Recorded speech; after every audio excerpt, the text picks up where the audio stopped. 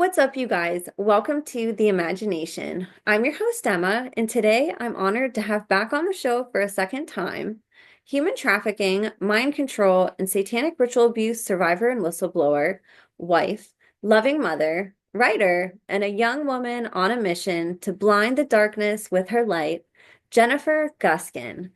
In case you missed Jennifer's groundbreaking expose the first time she was on, here is a brief synopsis of what we discussed and some of her background. As a child, Jennifer was adopted as an infant into a family who subsequently sold her to various individuals and entities throughout her childhood.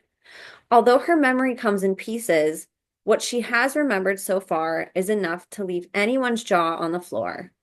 After going public for the first time in 2017 to whistleblow her experiences, Jennifer's life took a harrowing turn as CPS stepped in and took her perfectly healthy daughter out of her perfectly loving home and placed her into foster care where she was held hostage by the state of Maryland for 5 years. One only has to put two and two together to realize that this was an intentional retaliation effort to silence Jennifer into staying quiet about what she had been publicly sharing, and more importantly, who she had been sharing about. Having been put into government-sponsored MK Ultra type child slavery programs as a child, a few of Jennifer's memories we discussed the last time she was on included being taken to Epstein Island, and multiple Lolita Express type flights, being boated off to islands off Long Island to be experimented on, being placed in gifted and talented programs as a child, and exposing a blackmail operation she bore witness to as a child involving a former presidential candidate and current state senator.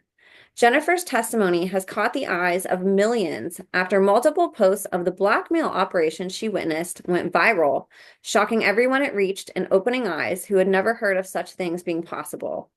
I admire Jennifer to the depths of my soul for her courage to continue to speak out despite knowing the powerful people she is speaking out against who have continued to try to intimidate her into silence, including even trafficking her own child through the foster care system.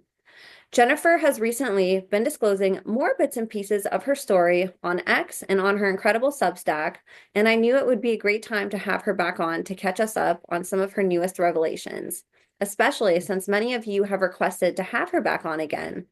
Jennifer is an absolute warrior who isn't afraid to be both confrontational and completely honest. She ruffles feathers in the best way and wakes people up boldly and bravely, and has been a huge inspiration to me in finding my own inner warrior. When you really sit back and take in what survivors like Jennifer went through, how long this has been happening to children, and how complacent society has been to stop it, it should really be a no-brainer that we put our fears aside and speak up for the children still held in captivity today. Today, you're going to learn more about Jennifer and hear more about her amazing testimony, and I encourage you all to please put away whatever you're doing and give this amazing hero your full attention as we dive down some new rabbit holes today. Before I finish introducing today's guest, I wanted to give just a couple quick reminders and updates. If you'd like to be on the show, share any information privately with me, or send me a written testimony for my upcoming book series or to be written in a Substack article, you can email me at imagineabetterworld2020@gmail.com or standbysurvivors@protonmail.com. I've also partnered with a couple of my favorite brands to get you guys discount codes on some of my personal favorite products, including Rife Technology frequency machines and blockers and CZTL's high quality methylene blue. All the links and codes for these amazing products, as well as the rest of my links, are in the show notes, and I'd love your support across all platforms. My YouTube channel was recently terminated, and I'm being forced to pivot and use other streaming platforms to get this really important information out to the public and to the disclosure and truther community. Your support would mean the world to me on all platforms like Rumble and X, where I'm currently streaming, if you guys could follow me there. Thank you all for helping to make the imagination the safest space on the internet for survivor, whistleblower, advocate, and educator disclosures.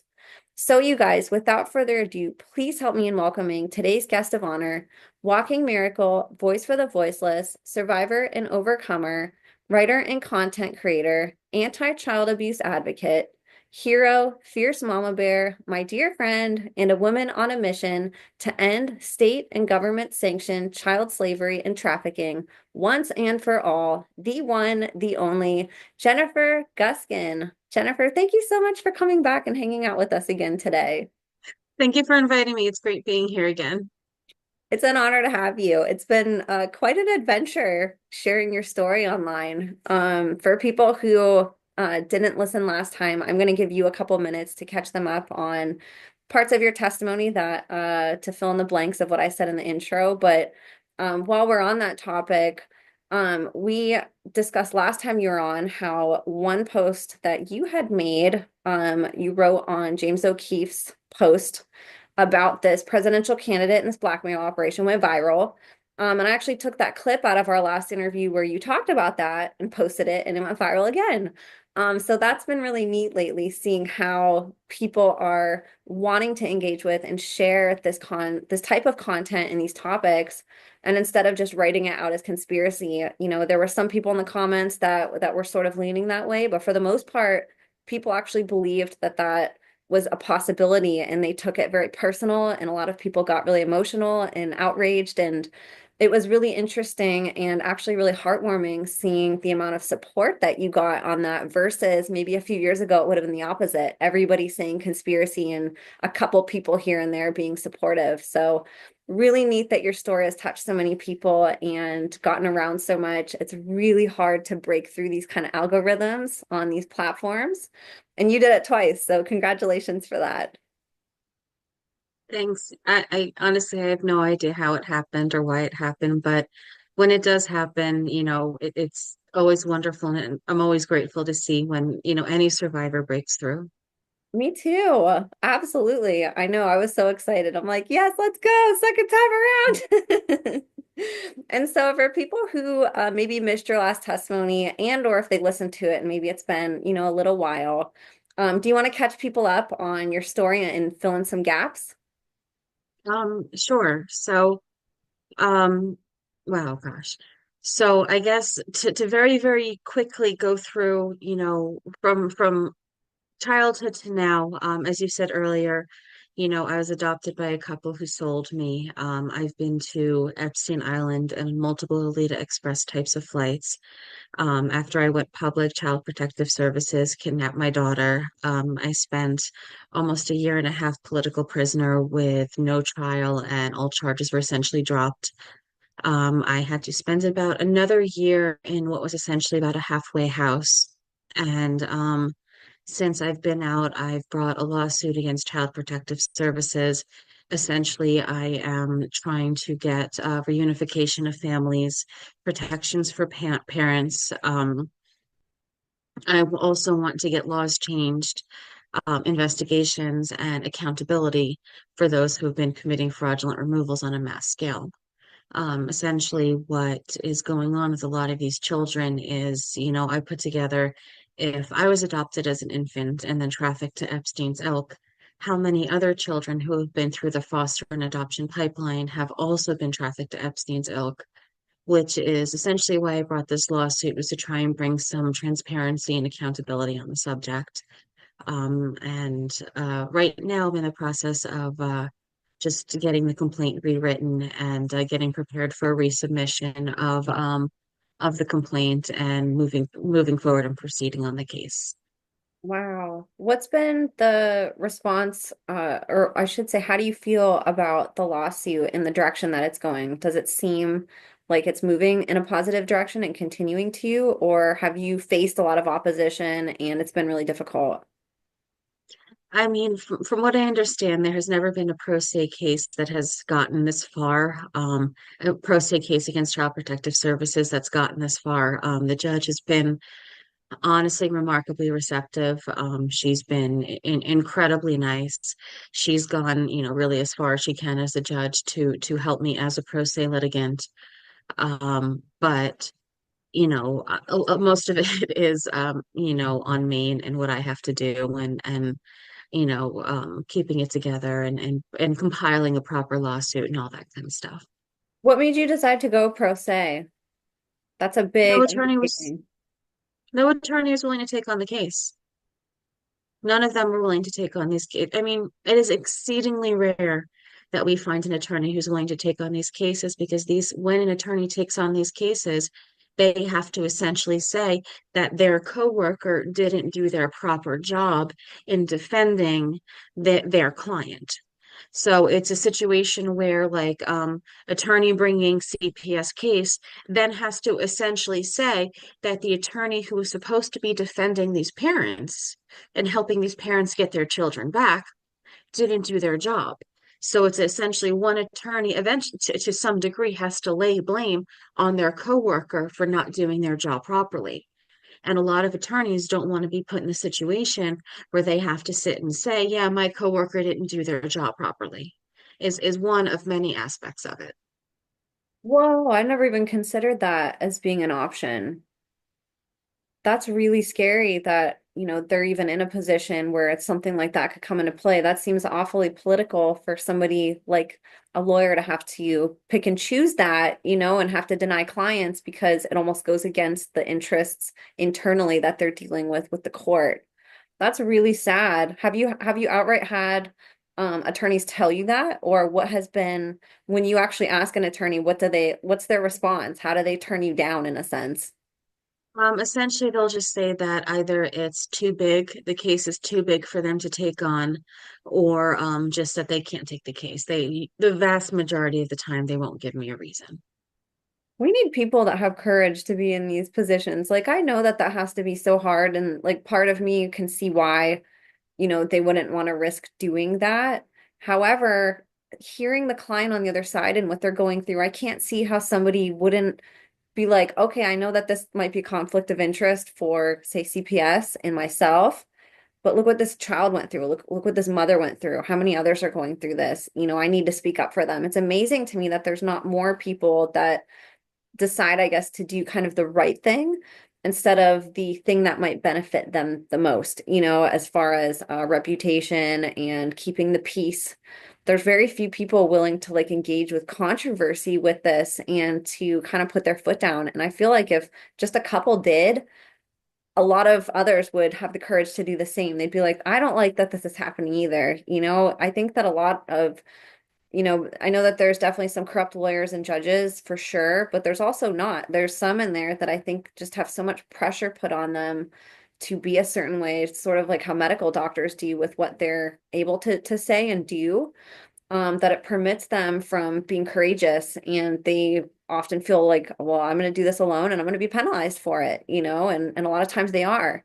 I wish that groups of people would come out and stand together with this, and say enough is enough. I've watched too many and I've heard of too many kids getting trafficked, too many parents losing their kids.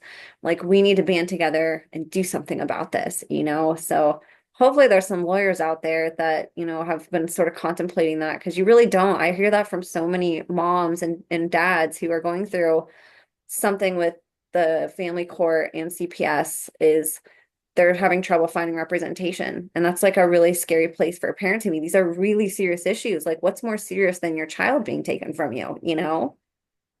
Right. And, unfortunately or unfortunately, look, lawyers don't even really have to put their names on it. And they can find, I mean, I don't want to say they can find, but there are plenty of parents who are, competent enough and capable enough to be able to put forth a coherent argument in court, but they need somebody to write up a filing so that way it fits legal standards, so that way the judge will properly accept it and it'll be properly seen on the record. So even if a lawyer is afraid of signing themselves on a case, they could work things out with parents where they write up motions and all that kind of stuff, and the parent submits it pro se. There absolutely could be methods that attorneys could do, and even paralegals could do to help and work with parents. But unfortunately, a big part of the system is that these attorneys are also beholden to the bar. And part of being beholden to the bar is being beholden to the state, and they have to put the state's interests first.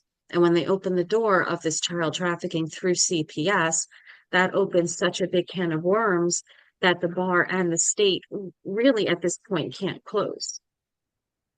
Yeah. And then I think too, this sort of knowledge of understanding that there's very little prosecution for crimes that happen within CPS and foster care it enables criminals, pedophiles, perpetrators. It enables them to feel confident entering that system and saying, well, I'm not going to be persecuted. It never happens. These judges don't have any balls, these lawyers don't either. So this is the perfect place for me to go hide, Right, exactly. And not even hide.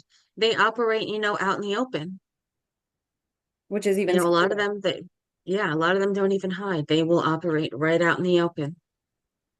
And so what's next with your case? Right now, my next deadline is November 15th. I have to have my complaint resubmitted by then, and then we will proceed at that point. But right now, my next deadline is November 15th. I'm working with a small team of people to get it properly written and all that kind of stuff.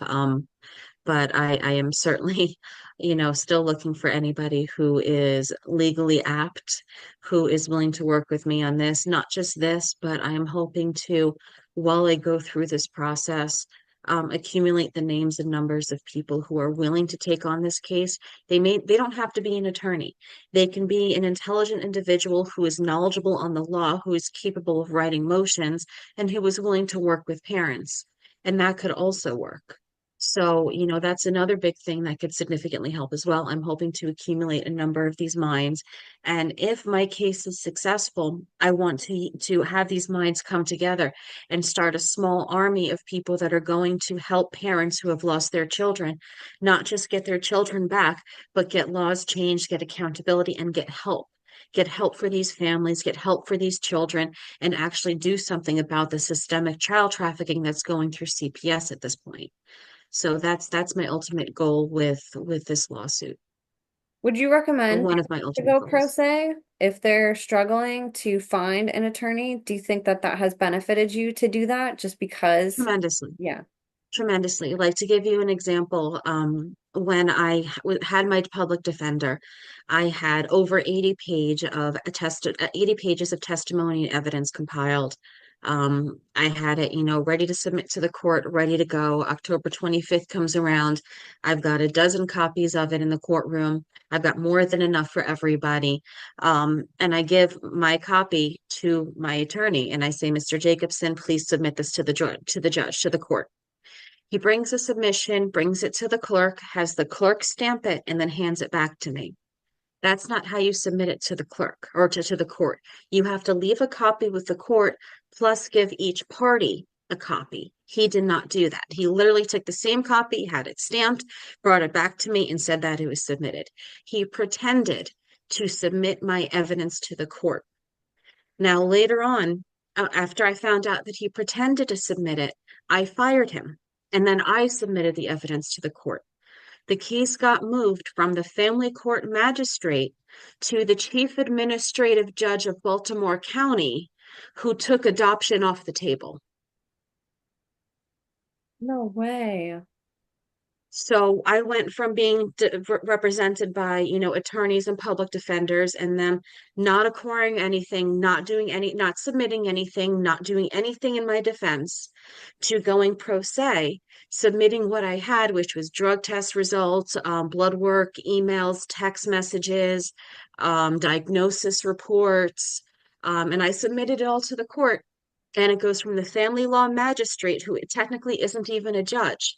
It goes from a family law magistrate to the chief administrative judge of Baltimore County when I submitted my evidence and went pro se. So I'm not going to say that's going to work that way for everybody, but in my experience, what happened to me was changed the course of the entire case. There's a gentleman that I've had on my podcast named Brian Vukadinovich who he has a case in, I believe, is it criminal court? It's not family court, but it's a different court system. He decided to go pro se and is a huge advocate for it and has been, talking about it. And I think it's wonderful that people are taking sort of their independence back and their power and not trying to force feed something that maybe just isn't working because there just aren't people courageous enough yet to be able to support the client. Like you said, a lot of the interests of the people internally are to serve the state and to serve the the boards and certifications and degrees that they are under or that they studied for or earned, um, which is the total opposite of, what we think, that they serve the clients first. And so I think self-representation is really powerful, especially if you can sort of learn that law and get, like you said, a team around you that can help put together a lawyer's job. Somebody can do this, somebody can do that, somebody can do this, and you sort of have all the tools that you need without needing that one person. I think it's really badass that, you and others are starting to think outside the box.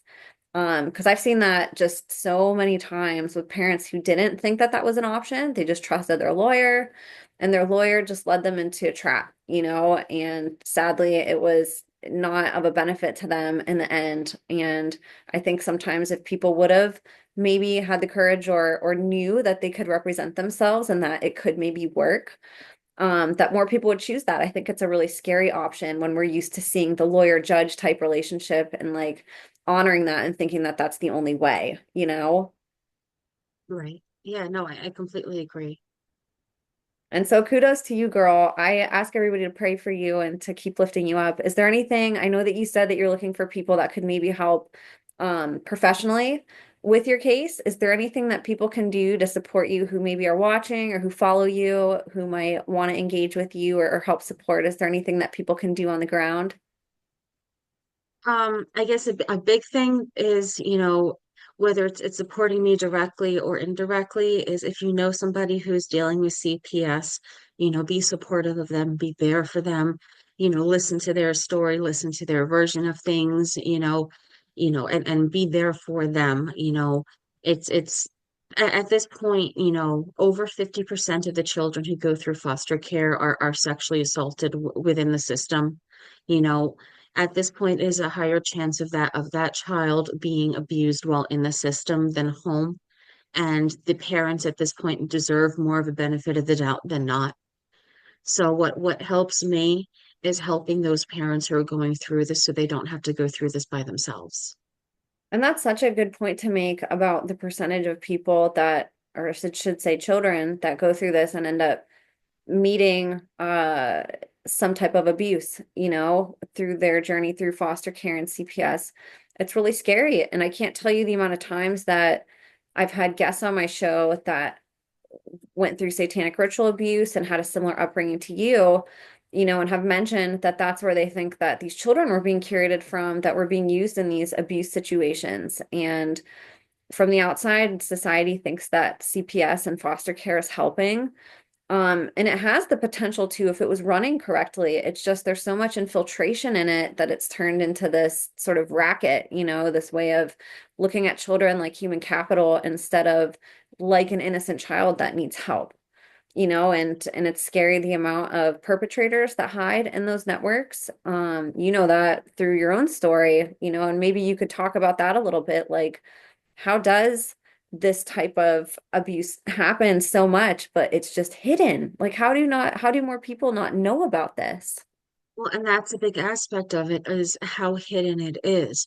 The state, in many cases, will hide literally behind the best interests of the child, and getting those CPS records is extremely difficult.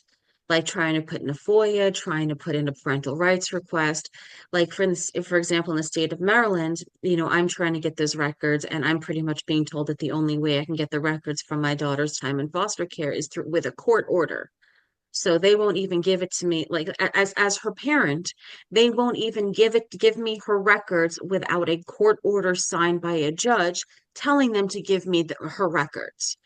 Which is exactly how and why this system is able to operate the way it is because there is no independent checks or balances on it. It is literally all kept hidden, and they get to rely on judges to keep it all secret.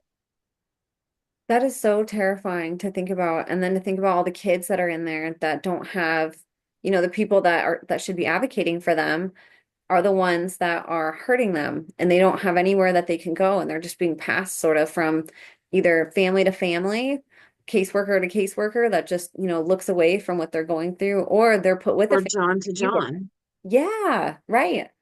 Or they're actually, adopted into a family like you were, who ends up, your situation is very extreme what you went through, but I mean, you went through that system too as a child. Yes, I specifically the adoption. I wasn't, as far as I know, I wasn't in CPS. There's a lot of questions there because the man who arranged my adoption is married to somebody who is high up in the behavioral and mental health department of the New York Department of Social Services. So there are many questions there about how I was actually obtained. And then you were given to parents who, sold you. Not only were you sold to a family, an abusive family, but you were sold to an abusive family who then resold you to our government. Yes. And so you see how, and even with, these human trafficking organizations and stuff, that's a big problem too, is we're donating money to a lot of these organizations who rescue kids, but then put them in CPS and foster care. And we're thinking, oh, good, they're safe. And it's really sad that we're not educated on, they're basically just, being put into a system with the potential of re-trafficking them. Right. Exactly. They're literally being funneled into a pipeline. So what do we do? Like if you, in your perfect world, like how do we fix this?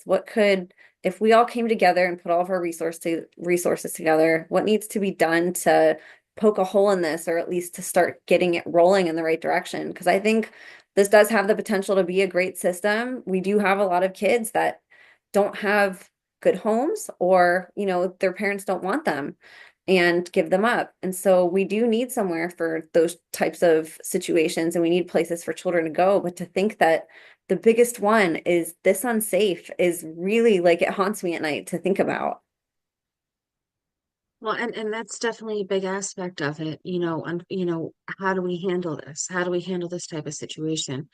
And the biggest thing, going forward is, other than transparency, which I think is huge, one thing that these families need is, when CPS gets involved, they do everything in their power to tear people apart.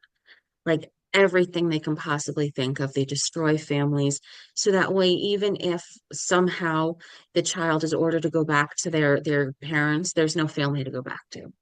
Like for example, in our case, while they were abusing, while Iris was in CPS care, while Iris was being abused in CPS care, they were also going after my husband for child support while they were extorting my husband, telling him to file a police report against me or he'd never see our daughter again.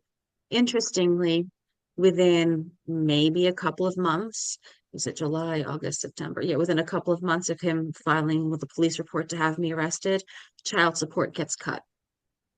How has this impacted your relationship? Has this helped bring you guys closer after sort of working through it? Have you guys had a rocky road going through this process? Because it does break up families and it makes it very tumultuous for a marriage and for the relationship part. Well, initially, Scott and I were of the mindset of, we got along great before everything happened with CPS. We were happy, we were thrilled, we were excited to raise a child, and it would not be healthy for Iris to essentially be raised by, because if we did not stay together, she was going to have to be raised by her paternal grandparents, the foster mother, who was also, there are signs that she was being abused in foster care. So, it was a situation of either Scott and I do what we can to make things work, or she essentially stays in foster care for the rest of her life with somebody who was not taking care of her properly. So we did and are doing everything that we can to make things work. And while, I'm not going to say that everything is perfect and everything is hunky dory, there are certainly days where, I just kind of tell Scott, I need to be left alone today. I'm having an off day. There are days that, Scott will say, hey, honey, and like, for example, this morning, normally sometimes I'll call him on his way to work. And, I could just tell he was in a mood and he was upset and he just general, didn't sleep well.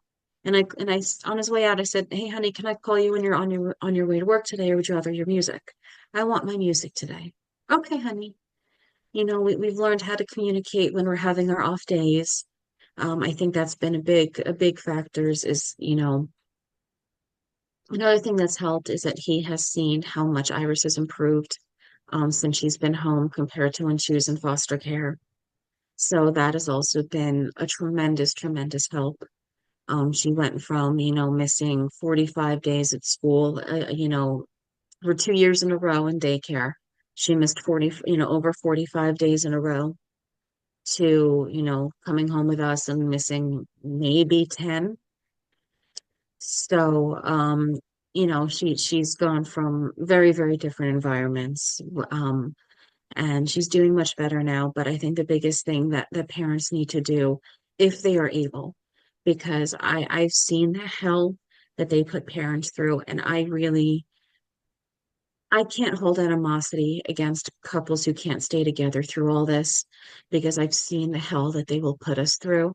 The ones who are able to stay together, the biggest thing is, if you aren't able to stay together, your child's not going to have anywhere to go.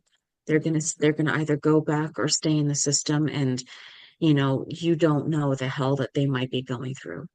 So the biggest thing is, those children that you agreed to have together and agreed to raise together and agreed to love together, you need to stay together to fight for those children together. Do not let CPS tear you apart. Do not let them put you on each other.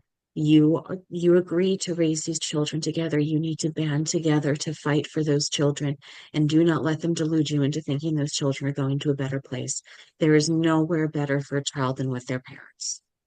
Oh my gosh, I just almost got teary-eyed listening to that. I completely agree with you. I think a lot of times we give our power in our relationships away to outside forces.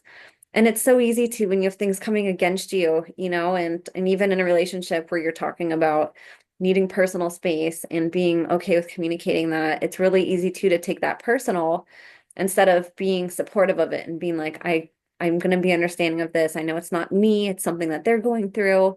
I love that for you that you've been able to have strength in this and to navigate literally everything. And CPS is just one part. You have so many forces in all these different sectors of your story, even online, of people that come at you, and combat you. And I love that for you that you have a solid relationship and love. I wish every survivor and person parent going through CPS, family court, foster care, those different custody battles. It's really sad to see how it does break up the family unit so easily, and I think it's beautiful when people can come together. Like you said, we're so much stronger together. We let so many things kind of like break us up into these little groups. And like you said, sometimes that has to happen, but there's really strength when you can come together and be like, nothing's going to break us apart, like we got this. And I love that for Iris too. I'm happy she was able to come out of that and have a loving home to come to, with two parents who are doing everything that they can to fight for her. I think you're just a hero, Jennifer. I love all the people that you speak on behalf of. Yeah, I appreciate it. You got it, girl. So I wanted to sort of segue into some other topics that we're going to talk about today. And the thing that I wanted to preface, we just got done talking about CPS, and I think a lot of times we compartmentalize things in society, and I think it's by design. We're sort of taught to do that, to keep industry separate, to keep different types of business professionals separate, just to keep a lot of just sectors of society completely separate as a whole. And I think what your story does, Jennifer, because you have gone through so much yourself, and then you've had so many forces try to rip your family apart that have put you through even more as an adult. I think your story really illustrates how CPS is a lot of times at the center of a lot of other things that we hear of when it comes to child abuse, when it comes to government sponsored programs that use children. There's a lot of ways that CPS is sort of at the root of a lot of that and a big foundation. So I want people to keep that in mind as they're listening to these things that you're going to talk about today, to sort of start drawing a spider web or a tapestry of the different things and maybe contemplating how a lot of this might fit together, because you're listening to one person's life and it all does go together. So in her life, it all flows together, but you can also take that model and put it in the world and see how it all intersects and is connected. So I want people to just keep that in mind as you're talking, because CPS really is it's a monster with what it's doing with child trafficking and how it's abusing kids and so many and I want you guys to just kind of start drawing conclusions using Jennifer's story, and just kind of diving more into the CPS side because it really is a big part of this. So I'll hand it over to you, girl, and we can kind of start talking about some of these other revelations and memories and experiences that you've had in your life. Well, I guess, well, I mean, that's really what it comes down to is that, a lot of this child trafficking is being supplied by CPS. It's being directly contributed, and it's being, it's a direct pipeline. And when I say it's a pipeline, I mean obviously not every case, obviously not every family, but unfortunately, I think we're at the point where um, just like with assuming that, that if we know their name and their upper echelons of society, they've probably compromised in some form. If, somebody's adopted, unfortunately, I think it's more likely than not that they have been, abused in some degree, and it's sad that we live in that world now because we shouldn't have to. We shouldn't think that way, and we shouldn't have to live that way. But unfortunately, I think that's now the reality that we live in. And that's unfortunately a lot of these children are being directly funneled into, not just Epstein's ilk and, child trafficking to that extent, but we're also being funneled into government programs and stuff like that, being the medical field also ties into that, the science field ties into that. So that's also a big aspect of it. Like, at least I like to consider MK Ultra to be a part of the medical aspect of it, to be part of the medical experimentation and all that kind of stuff. So, I think that once the public starts understanding and starts realizing that many of the children that, have been funneled through the foster and adoption industries, are also undergoing MK Ultra type of experimentation, then I believe that that will also help, help galvanize people to start really fighting back and to really start, wanting to do right by these children. And even whenever you said, 50%, that should, even if it was 1% of these kids, we should be just up in arms. 50%, I think about that and I'm like, that's just what's reported too. How many kids didn't ever make a report or, and maybe How still many reports were brushed under the rug because, it's yeah. probably way higher than 50%, which is terrifying. Well, thank you for all your work that you do to bring awareness to this. It really is an important topic. I wish more people were made aware of it. I know when I learned about this, it changed my life because I grew up thinking that this was a safe system, that we had avenues that were advocating for these kids that unfortunately, maybe came from a bad home or whatever. But, then I grew up and learned that a lot of these kids get taken out of good homes, and that really shattered my reality. I'm like, wait a minute, they're doing what? And then they're putting these kids where? And I think if more people understood that, and looked between the lines on the news stories that we hear about some of these parents, and granted, there are bad parents. There are some families I think that, maybe a child would be better taken out of. But there's actually a lot of very good parents that are losing kids and good families that are being broken up and children being put into bad, broken families instead that and then they're told that it's of a benefit for them and it's terrifying that this is happening. So I really appreciate you being able to be on the forefront of this and step in on the battlefield to talk about it because these kids, they need more advocates and more people in society need to know that this is happening. Yes, I wholeheartedly agree with you. Yes. And so with that being said, like I said, I want everybody to just kind of keep that in mind of what she's saying, especially when Jennifer today is talking about other kids. That's a big question. Well, where do these kids come from? That can't happen. They don't just pull kids out of thin air. Well, of course they don't. There's places like CPS where they can very easily get them. So I'll kind of pass it over to you and we can start wherever you want. If you want to start at the animal hall or some of these different memories that you have. Let's start diving into more of your testimony also. Well, one thing I guess I did want to talk about was, the experimentation aspect of things, about the medical experimentation and stuff like that, because I believe that, that was what they at least started to try to do on my daughter. And I believe that as soon as they get children, they immediately right out of the gate go straight into the experimentation. But for me personally, it was so normalized that, I was used to it. I would be boated to islands off of Long Island, and I used to some degree know to which island I was going based on the route that, we would take on the boat. There were usually two or three places that we would go to, but there were some other facilities that were further off that I didn't go to as often.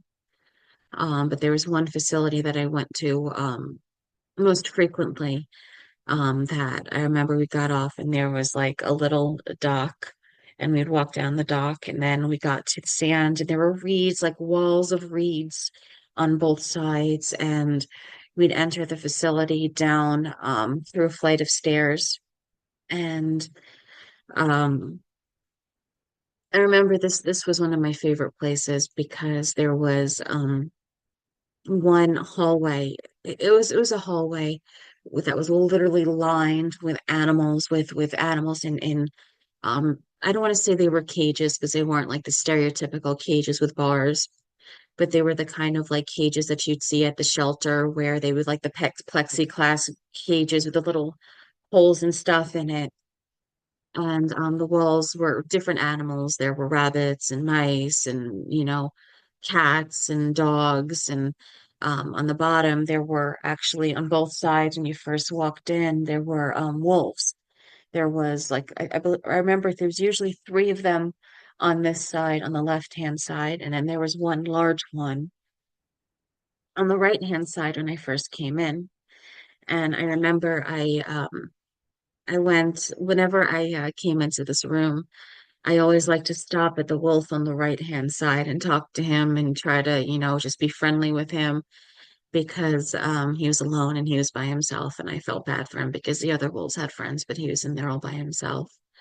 And I would go through this room, and um,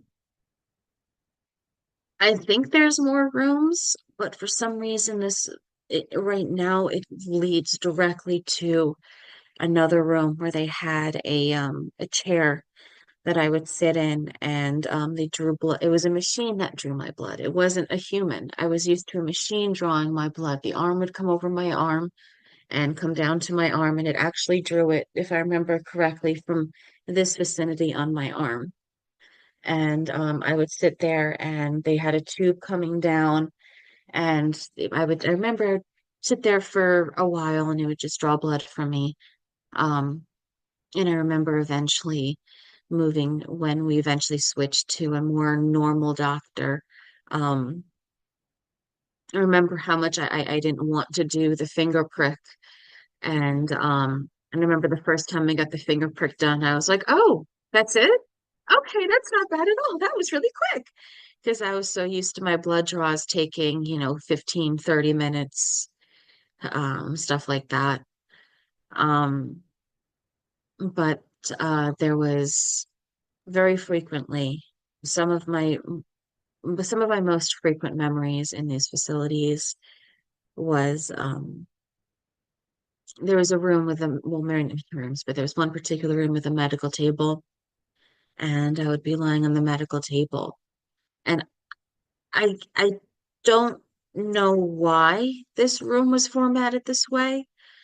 But I remember there was like a giant window at the top, and I used to, while they were experimenting on me, I used to watch the moon, just kind of go through the sky and listen to the sounds of the ocean. And I used to play a game with myself to see what lights I could see coming from the moon. And at that point, it was, very normal to me because I would look to see, what kind of lights were coming to and from the moon just because I thought it was fun. Um, but from what I understand, that was how, or part of how, what is known to be the moon child, or part of, a degree of moonchild ritual is they abuse us under the light of the moon and cause us to, and while they're abusing us, we watch the moon and disassociate to the moon, is from what I understand, at least some degree of one of their degrees of training.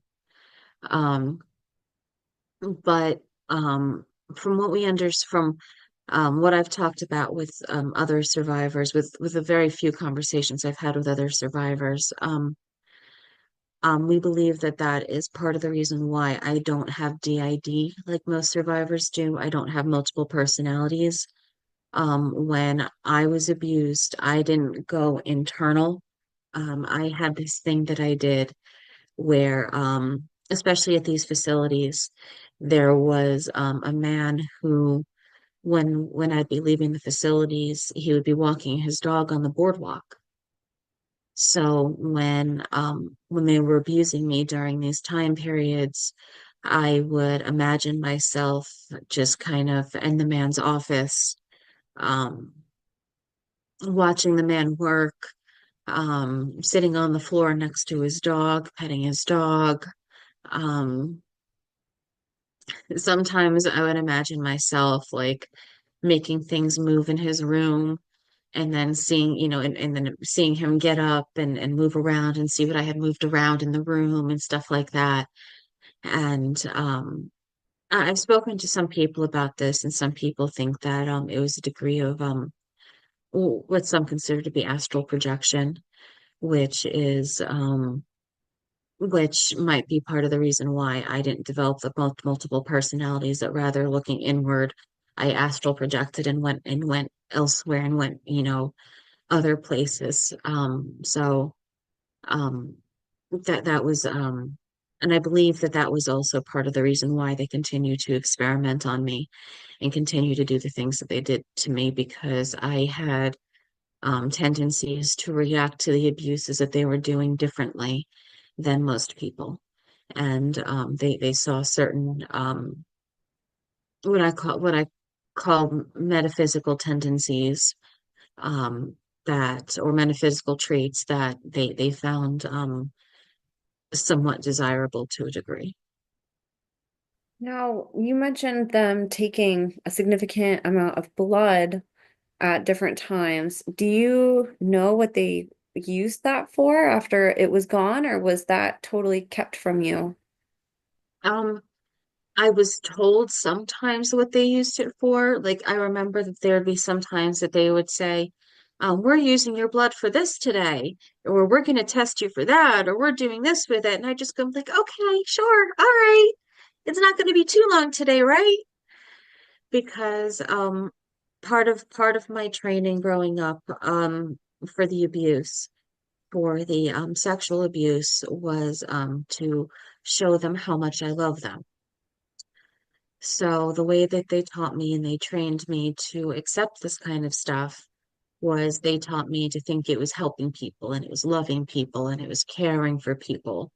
So we would have guests come over to the house. You'd come over for dinner, and then, they'd go into the living room to digest and, to rest and to, just to, normally the excuse was digest. And I'd be sent in to keep them company. And then I'd be expected to show them how much I love them. So at this point in time, it to me, I didn't see it as abuse. To me, I saw it as, just, being a nice child doing something that was helping other people. Like they would say, this experiment is going to help it. This treatment, this testing is going to help a bunch of children who are sick. Okay, sure, I'll help. That kind of stuff. So or like so and so needs a donation. Okay, sure. If they need a donation, I'll be more than happy to help.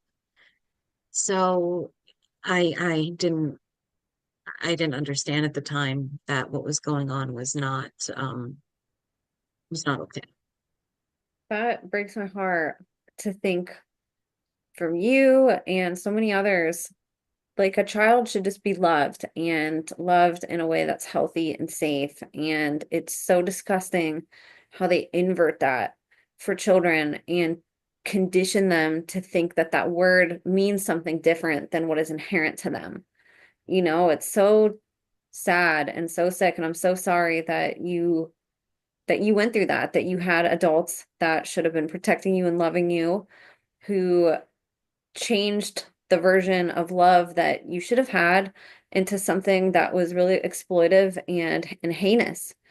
It's really sick and sad how many kids have that, and have gone through that with family members and, people that are close to them, and how easily a child's mind grasps that as being true. Children are so innocent and trusting, and they mimic and they absorb things like sponges, and they sort of react in the world through taking what they see and imitating it, and thinking about how many times you were told the complete opposite of what love should have been, that it's instead of serving people through actually loving them and being there for them, and through very safe ways of showing it, you were taught that these things that children should never do, that's love. And so you can see how young they start with this conditioning, and how easy it can be to sort of mold a child's mind into being tainted and having that innocence taken away and replaced with something really twisted. Yeah. And it messed me up for a very long time because of that, as a child, I didn't understand what love was. And, some of my friends, like, we also we would experiment with each other in ways that we shouldn't have, that weren't appropriate for children that age, because, you know, we were, grew up in that, I don't want to say society, but we grew up in that community. And, it teaches children to sexualize each other at a very young age too, and it just makes it okay when it's not, and it perpetuates it. Yeah, and then to have to deal with that as an adult and to like rewire yourself to be like, okay, everything I thought love was, I have to throw out the door and try to figure that out.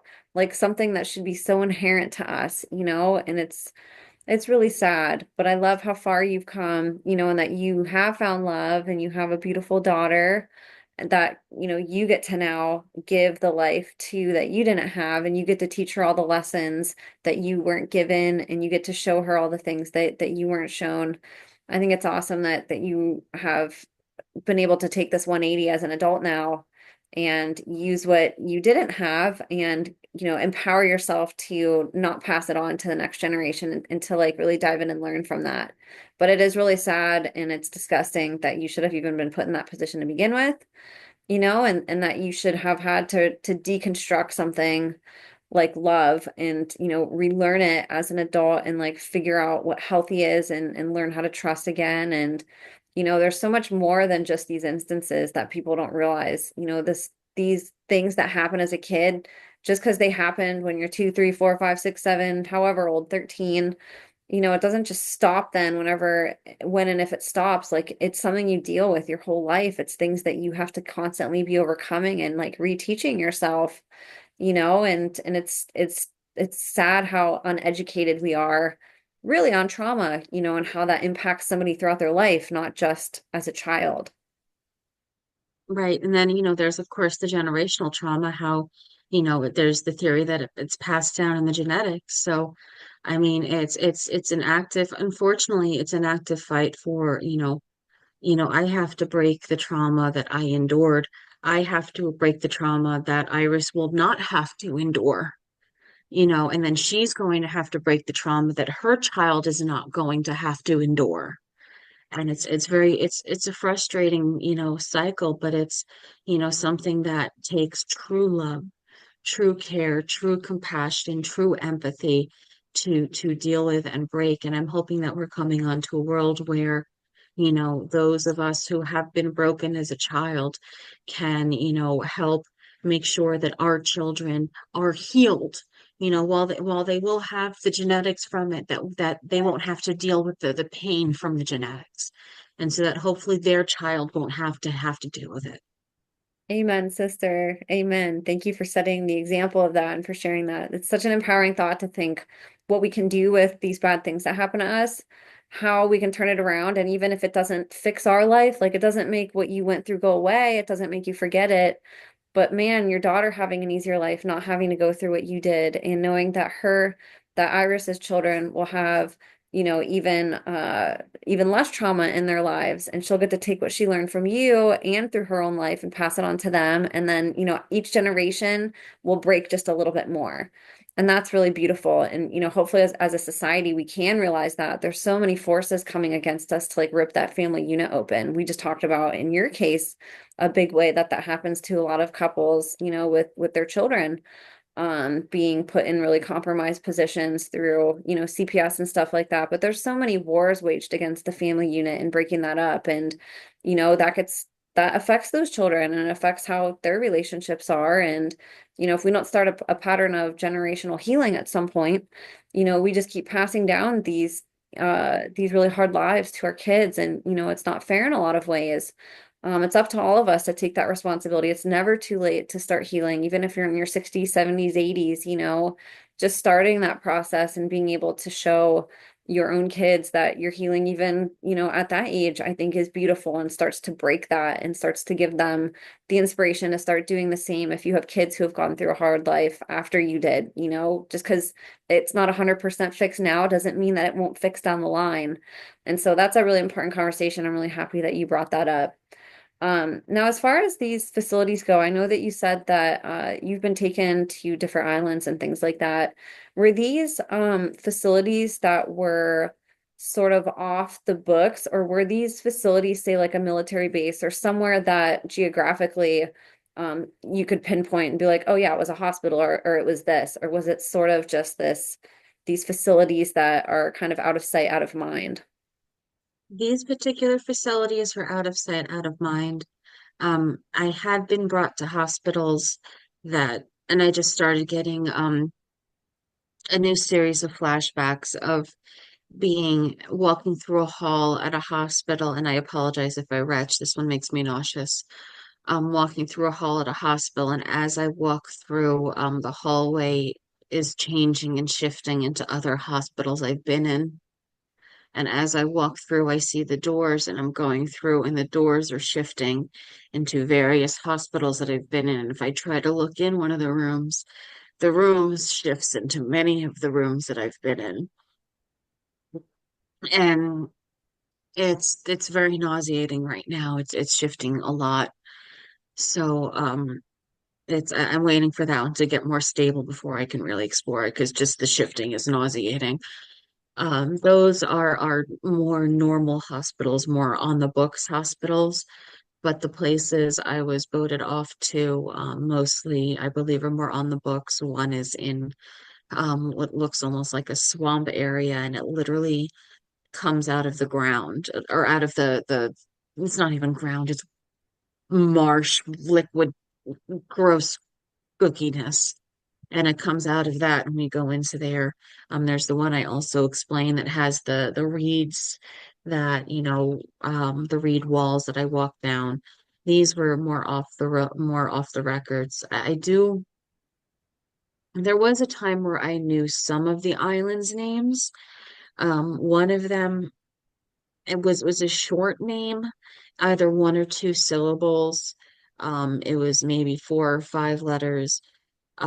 People have thrown out Hero Island or Plum Island. Could be either one of those. I don't know for sure which one. Like, I don't know either, but like the general length of word, seems familiar because it was something I couldn't identify at the time. Um, so those particular ones were more off the books, but I was also brought to ones that were more official and on the books. Man, that's scary. It's also scary to think that they really glorify the idea of islands. We get sort of it's put in our face that they're these like cool destination spots. And I think they are if there's, some that are not doing things to children. But I also think that there's sort of a narrative that they kind of paint to the public to keep us from examining or investigating islands or considering them something nefarious. But you hear over and over and over again that these are prime locations that they're taking children to either by bus or plane or some other way.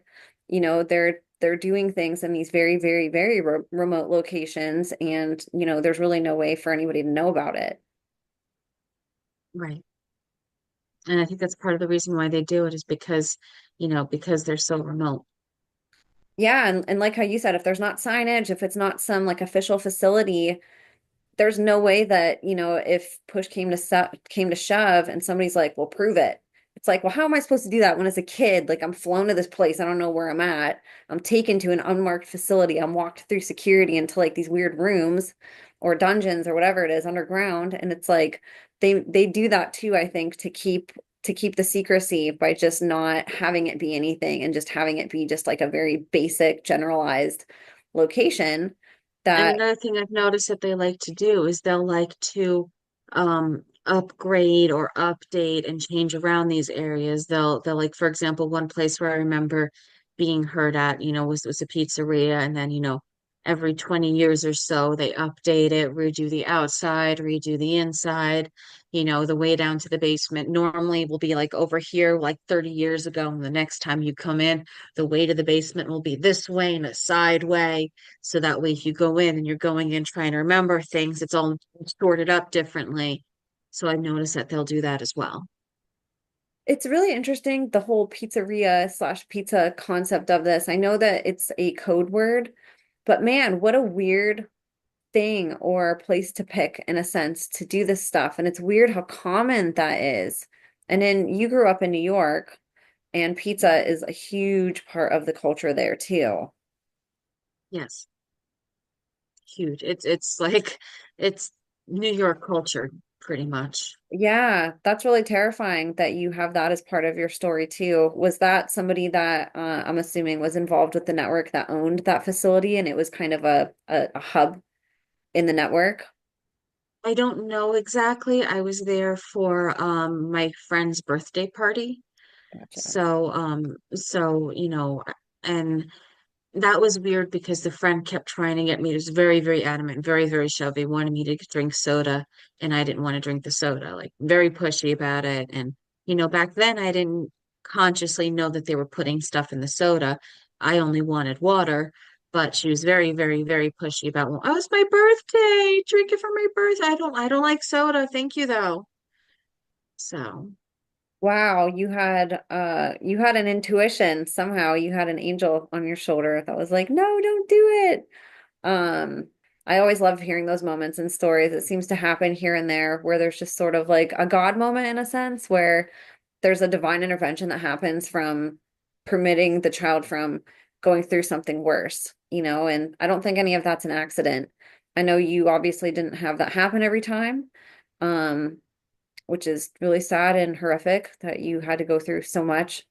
But I also love that you were granted an opportunity to not have to, at least be drugged during that particular instance.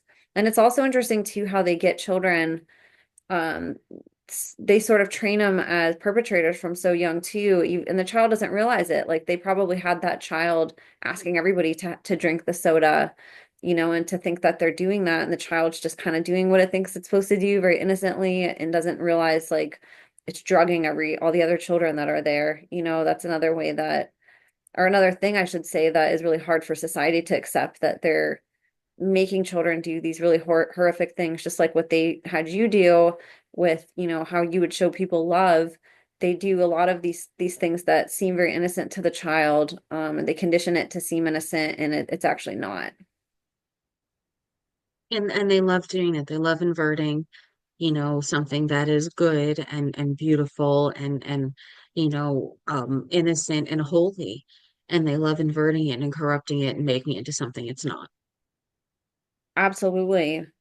And so for you, when you were going through all of this, can you pinpoint things? I know you mentioned one that the way that you quote unquote dissociated was not quite dissociation. It was is sort of the more astral projection type. It wasn't exactly what might happen normally to children in these programs. It was a different way that you escaped. Were there other things that you know of maybe why you were chosen for this, different things that they were experimenting on you in particular with, or like took an interest in you that you know of now as an adult looking back? Yes, there was, well, I know for a while I was brought into, they, as a child, they almost saw me as a bit of a human lie detector. They would bring me into business meetings, sometimes military meetings. I would be brought in. They actually have court systems, like shadow behind the scenes court systems, where they would hold hearings about things before they actually have the official hearings and come to determinations on them. And I had been brought into some of those to hear some of the testimony about whether what somebody was saying was true or not. And what would happen was I would often be there with just my own toys and, just kind of doing my own thing. And they would be doing their own thing almost like I wasn't in the room. And then, out of nowhere, they would say, Jennifer, what's your opinion on this? You know, and I would give my opinion and they would say, do you think so and so's lying? Yes, no, yes, they're lying. What are they lying about? Well, they're lying about this. They're not being honest about this. Well, Jen, can you tell us what the truth really is? Well, what I think the truth really is this, or sometimes even, or a lot of, or sometimes, I don't really know, but I know they're not telling the truth. Um, and I would be brought in for that type of stuff. And I don't know my accuracy rate. I don't know how well I did or anything like that, but I was brought into, I remember being in like a high rise Manhattan business meetings with like huge business tables and, like corporate business rooms and just sitting in the corner and listening in on these types of meetings and being asked questions. I remember being in there was this giant, like huge room. And on the right hand side over here was a council of what seemed to be judges. So there were the judges over here, and then on the left hand side was just this giant, it wasn't like a circle table, it was like an oval table, and a bunch of people were at it, and the judges were overseeing the oval table, and the oval tables were a bunch of discussions and negotiations and just talks were, and I'd be sitting usually like in this general vicinity, the judges would be here, the table would be here, and I'd be like somewhere between the two. And they would talk, they would ask questions, they would answer. And every once in a while, the judges would say to me, bring the child to us, can you tell us, what, is what they're saying accurate, what's accurate, what's not accurate, can we trust what they're saying? You know, a lot of times it was, they would have multiple people come up from the oval table. They'd have a bunch of people come up and they would ask them questions and talk to them. And I would be sitting there and I'd be watching them talk to them. And sometimes I would actually ask questions. Sometimes I'd be allowed to interrupt and ask questions. And then they would ask me, so who here is telling the truth? Who here is lying? Who do you trust the most? And they would ask me stuff like that. That was another thing that was a fairly common occurrence of at least that was one thing that I remember most clear. There was there was another incident that I'm okay talking about it. I've talked about it a couple of times. Um, that one of the trips that I took to Egypt. Um, I've been to Egypt multiple times. And one of the times I went to Egypt, I was brought there and I was put on a it wasn't a stone slab, but it was like a stone altar, more like an altar. And they were gonna kill me.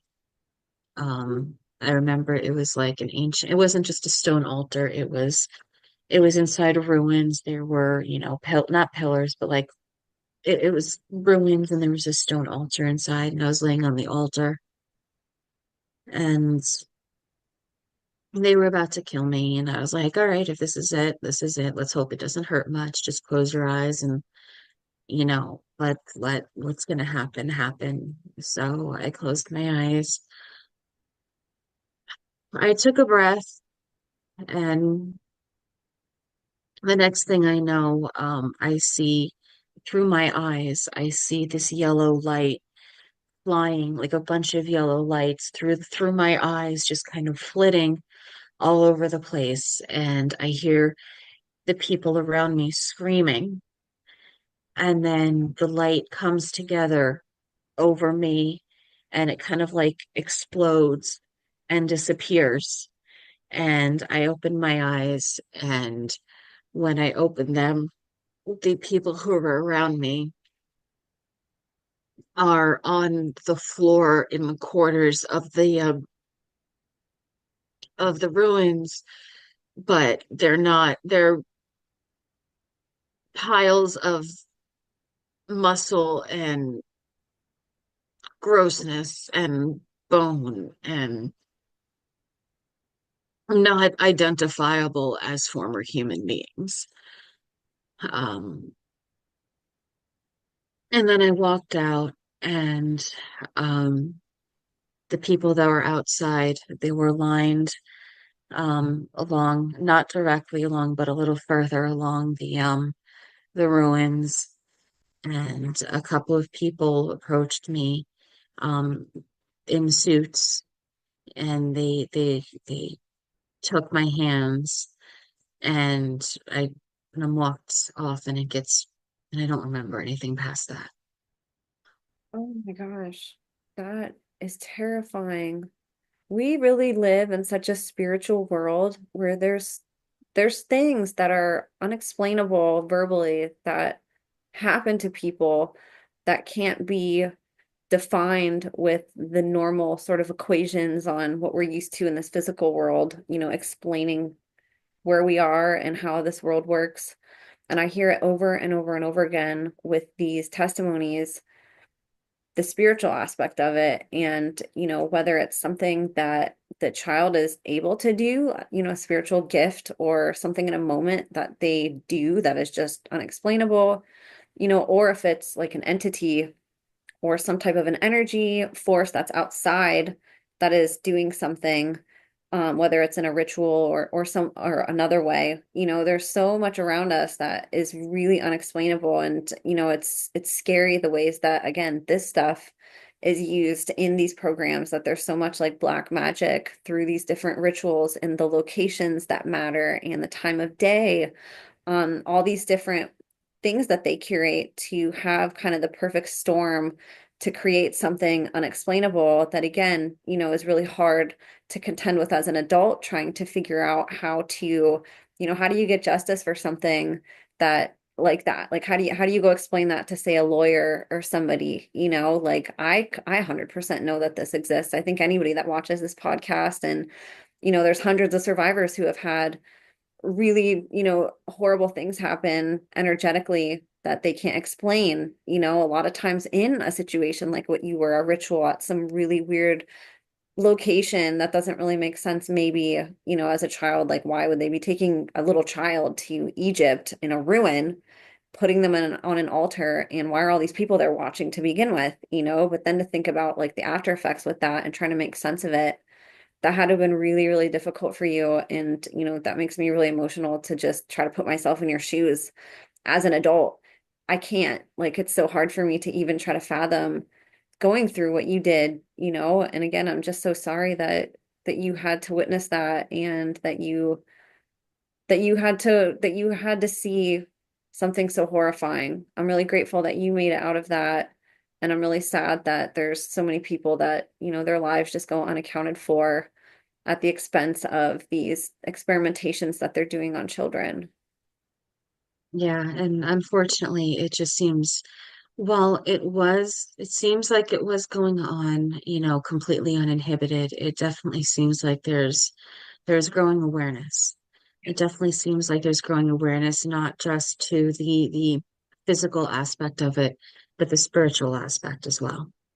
And so because you had your eyes closed, you like saw internally things that were going on within you, but you didn't really even get to see like how all of that happened in a moment.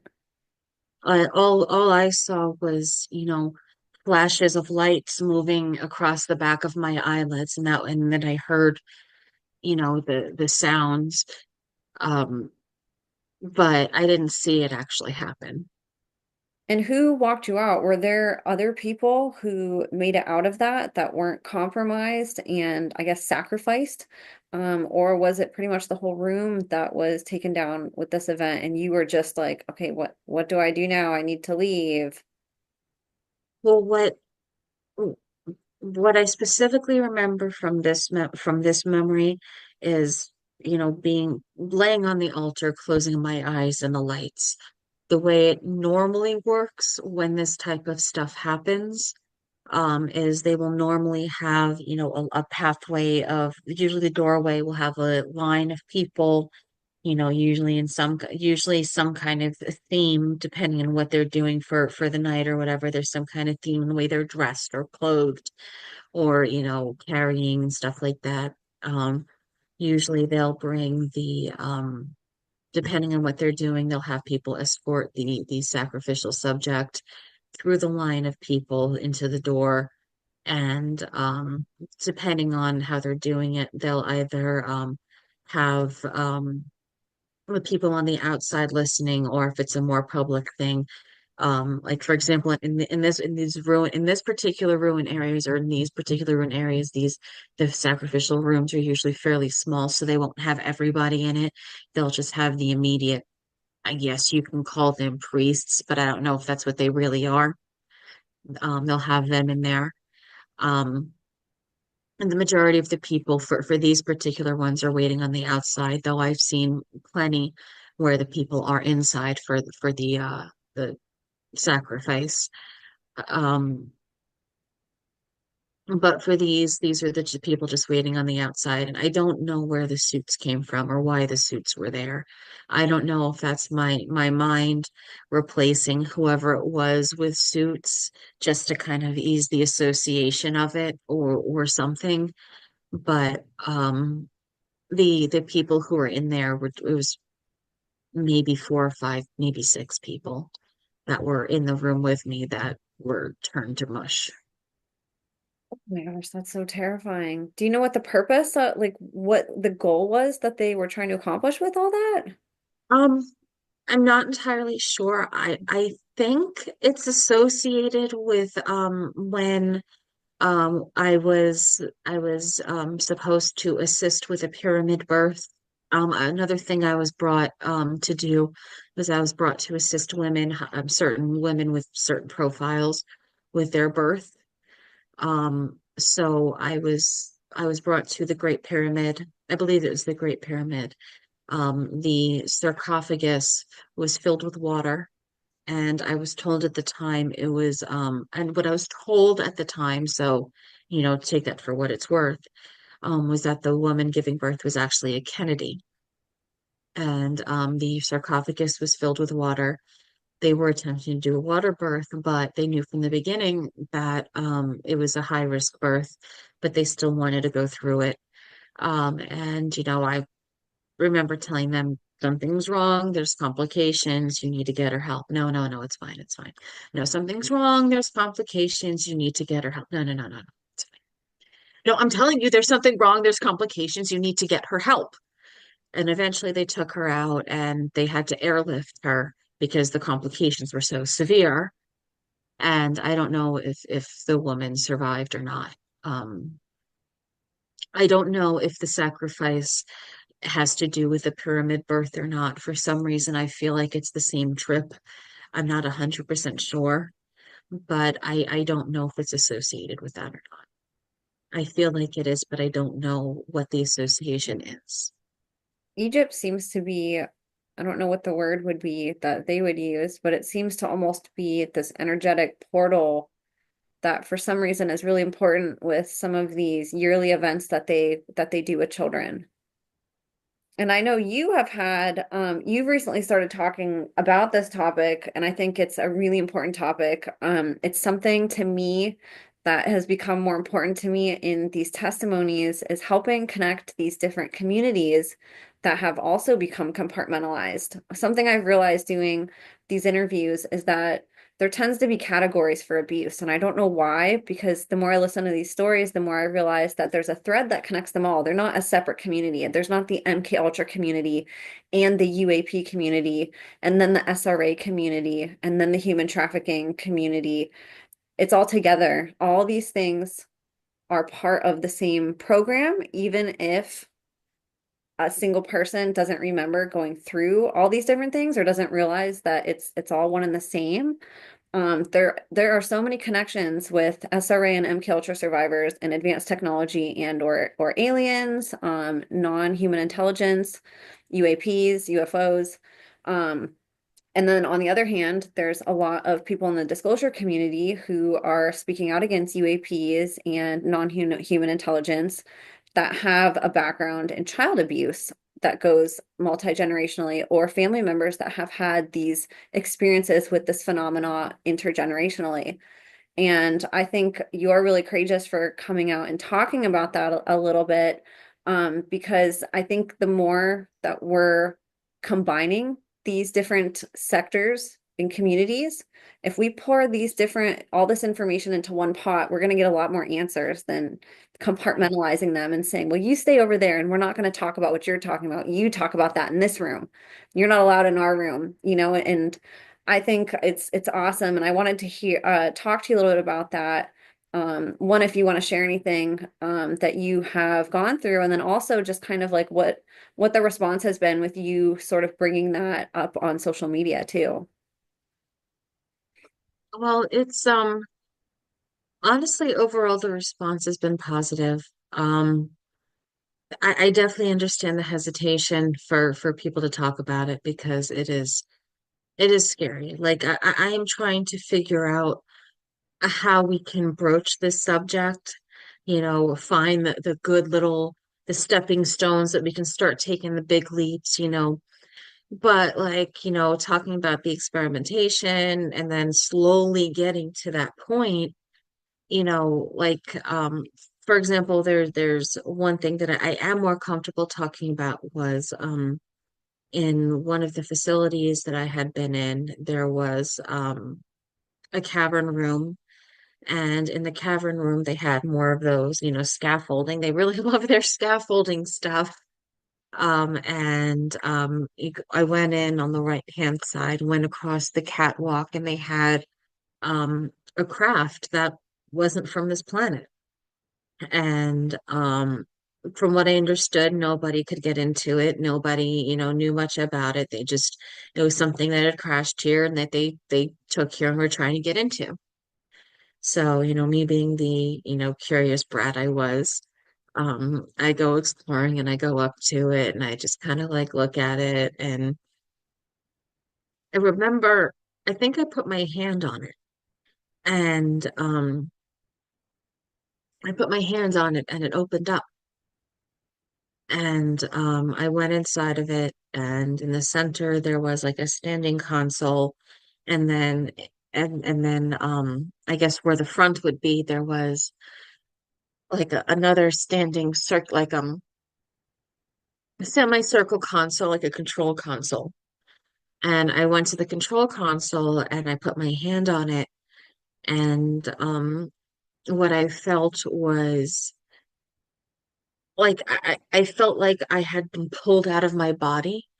And like my consciousness, I felt like my consciousness got pulled out of my body and everything around me turns dark. But then when I look around, I'm able to see stars. And I realized my body, I don't think my body went with me. I think it was just my consciousness got sucked out through into the craft somehow. And essentially was started talking to me and showing me things. I got bombarded with so much information, like overwhelming. Um, and then and I don't know and well, I'm getting bombarded with information, and then the next thing I know, I hear banging, like really, really loud banging on the door, and and then the door opens, and I start coming to, and I start like, you know, very, very, very groggy, very tired, like my body's not wanting to function right now.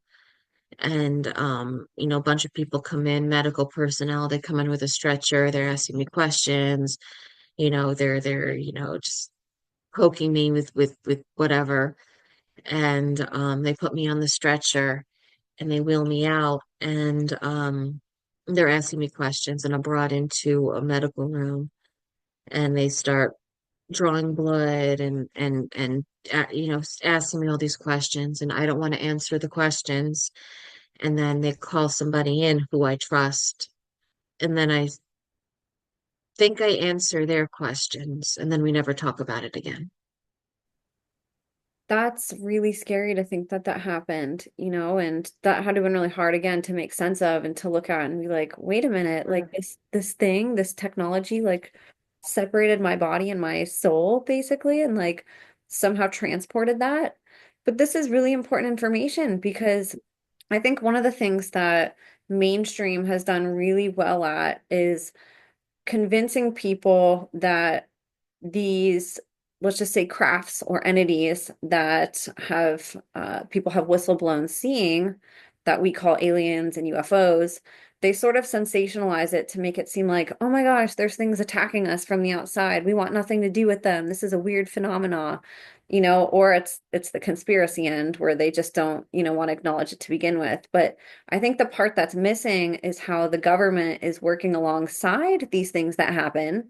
And why wouldn't they? If they could get access to advanced technology that could benefit them that we don't know about, and if they could do these really unbelievable things, and let's just say transport consciousness. I mean, that's the whole point of a lot of this is like experimentation with consciousness, whether it's fracturing it or, um, you know, uh, encapsulating it somehow, transferring it. I mean, we see that right now with Or in finding ways to enhance it even. yes. Like just look at what Elon Musk is doing with Neuralink, like trying to connect consciousness. Like they're trying to make these things that they've been doing. This happened to you, what, 30 years ago? And like just now we're starting to sort of be introduced to consciousness through these different technologies that are coming out to benefit us, right? And so you can kind of see, like, it makes perfect sense to me that this would have happened that long ago and it could be unbelievable to people, but we're seeing it right now. They're finally starting to like introduce and like normalize some of this, and you try to think if they were able to do these things way back then, imagine what they're able to do now. If Neuralink is like where we're at now, and like they were transferring consciousness when you were a child, and many other survivors have said similar things that they were pulled out of their body and like they went somewhere without their body, and it happened through something similar, like some type of a technology or a craft, like imagine where they're at now and what they can do if they're just now tiptoeing into, here you go, guys. We're going to connect your consciousness with this little chip we're going to put in your brain. It's totally benign. It's here for your benefit. Oh, really? And that's another thing too, that, one thing that I know that, that I remember at least is I remember being in a room with there was, I don't know if it's a one-way mirror where like they could see or not, but I'm pretty sure it was. But I remember being on I guess I was sitting, I must have been sitting, but it was something was holding my head straight, and they actually, my head was open, the top of my head was off, and they were showing me flashcards while they were doing it. Like they were poking around in my head. I remember them putting these, I mean, at the time I was much younger, so they looked much bigger. To my young mind, it was probably about this big, you know, a little bit smaller into my head. And I remember, as they were, I think they put like two or three into my head. And as they were doing it, they were holding up these flashcards, and I was able to see some of it in the reflection, and all that kind of stuff. Um, So yeah, no, I know they do this kind of stuff and um yeah. Were those the flashcards, like the Zener cards that they used in, say, like the gifted and talented program, the little psychic cards? Um I don't know if they're specifically that kind, but they look similar. And And see, it wasn't a situation where they were doing the whole situation where guess what card it is. It was a situation where they were holding up the card and showing me as they were doing stuff in my head to make sure that whatever they were doing wasn't affecting my ability to comprehend what was going on. Like got if they pulled up a red star and I said, yellow circle, then they know they've done something wrong. But if they hold up a red star and I say red star, then that at least shows that I'm still, functioning and all that kind of stuff. At that's least that was my understanding of it at the time. oh my gosh. But that's why it's really important that like these different movements come together and share information because I think we would realize that like at the root of all of this is a child abuse system, of targeting humans specifically for whether it is genetics or gifts or certain things that, they found the child accelerated at with testing, that a lot of these experiences that people think are really random actually weren't, and that they actually go very hand in hand, like if you have advanced technology, the government's going to want test subjects for that, and they're not going to want to tell the public about it. Well, who are they going to use? Well, why not use children who can't tell anybody? It's disgusting that this is their logic, but you see that it is through and through that children to them are the most unsuspecting victims that they can choose, not to mention they're very malleable, they dissociate easier, they're easier to program and control, of course. There's so And many then why. and then another step on top of that is if the child does happen to act out from the abuse and doesn't just fall in line, then it's easy to just pop a mental illness label on them and drug them full of medication to make it easier to make them more compliant. 100%. Yes. And of course, like how we were saying, the government wants access to things that, the general public doesn't know about. That's the whole, thing behind a cult. It means hidden, and so you see how these different things all go together.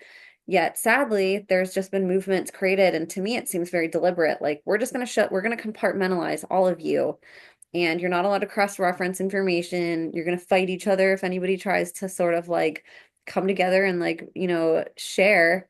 And people now combat each other when there's different movements that are sort of confronted with overlaps. It's like, well, that can't be true. MK Ultra and UAPs don't go together. And it's like, come on, you guys, like, of course it does. Maybe not in 100% of the time, but of course, there's going to be elements of human experimentation that is going to be needed to figure out advanced technology and how to utilize that in a way that benefits these people that are very nefarious and evil, right? And that they're going to likely use children from these different programs that they have, and then program them to be silent and compliant. And so I think you're really brave for coming out and sharing about that, Jennifer. There's been, others that are trying now to do the same. And it is hard. I'm seeing the resistance of these communities like wanting to come together, and I hope that that changes because I think, like I said, if we all pour all of our information out together and sort through it, of course, there's going to be things that are sort of compartmentalized, but I think uh, more likely is we're going to find overlaps of ways that we can see how much these different movements have in common and that there's really not a separation between them. Right. Right, exactly. And I don't know whether on one hand, I don't know whether if it's a situation where, you know, survivors are scared or whether it's a situation of there's just so much fragmentation that we haven't been able to come together enough. Because I mean, look at what we're able to accomplish now without talking about the hidden tech and all that stuff. If we can come together and figure out better ways or ways in general to come forward about the esoteric knowledge and all that kind of stuff. Look at the waves we're making now. Think about the waves we can really make if we start going public about that as well. Absolutely. And if we really bring the government to the center of this too, and like realize that that's also a combining factor, it's not always just these outside things randomly targeting people and, they're going through an abduction. or seeing something that's unbelievable, some type of an advanced technology or having it being used against them, that these are things, craft entities that are working alongside us here on planet Earth and working with people like government officials, and that it's strategic, it's not random, it's an organized operation. It's not just these like super random things that are happening to people, that like it's systemic, it's something that is it's being orchestrated. Specific, it's specifically targeted. Yes, 100%.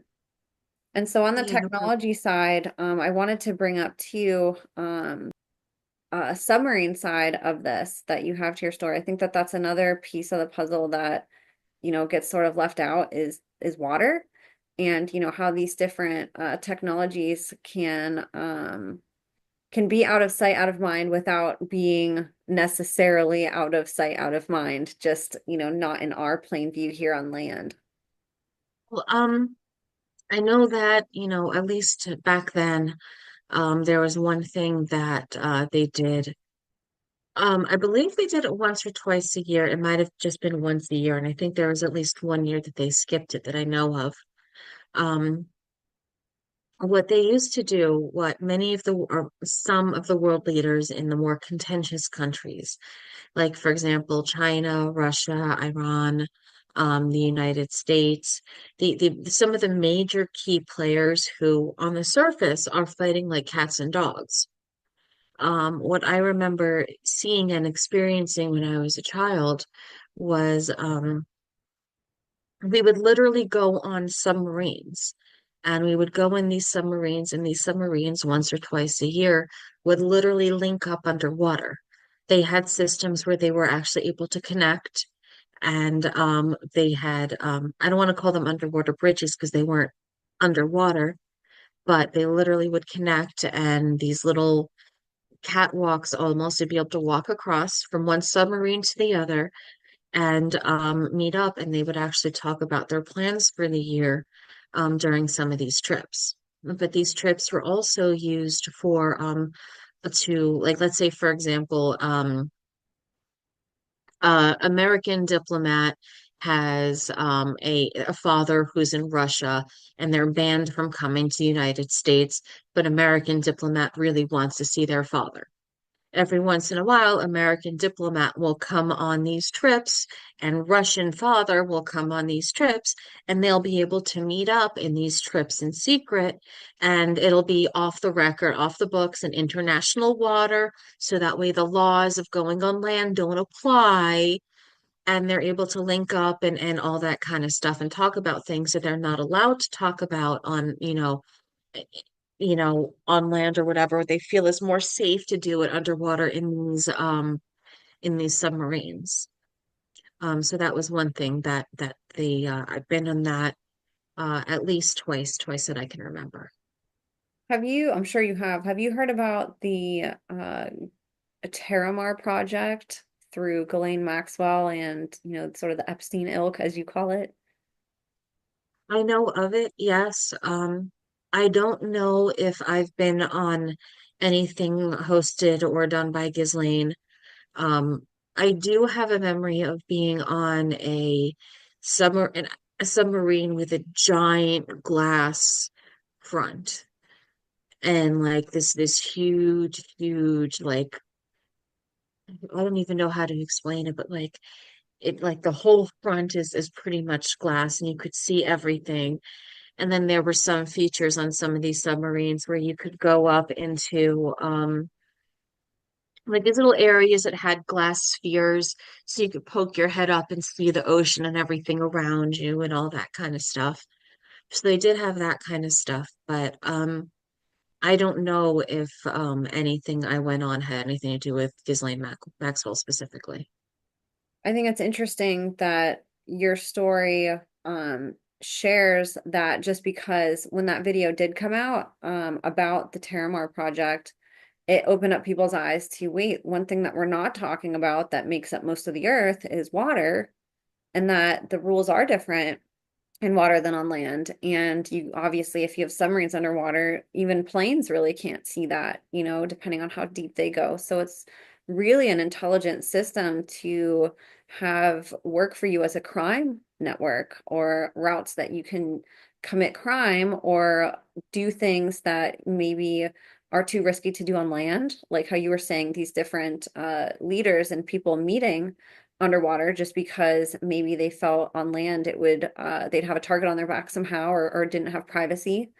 But you just sort of touched on that, which I think is great because that's something that, doesn't get talked about enough, I think. And I believe that there's probably major crime that happens in our water systems through submarines and boats and whatever else. You think about things like trains on land. Well, there's essentially, trains in the water too. Like there's really big technology in boats that are traveling around the world with who knows what in the cargo, and we sort of don't talk about that enough in this community about, are there a lot of children that go missing that could be being transported in those ways or, different things that are happening in the water.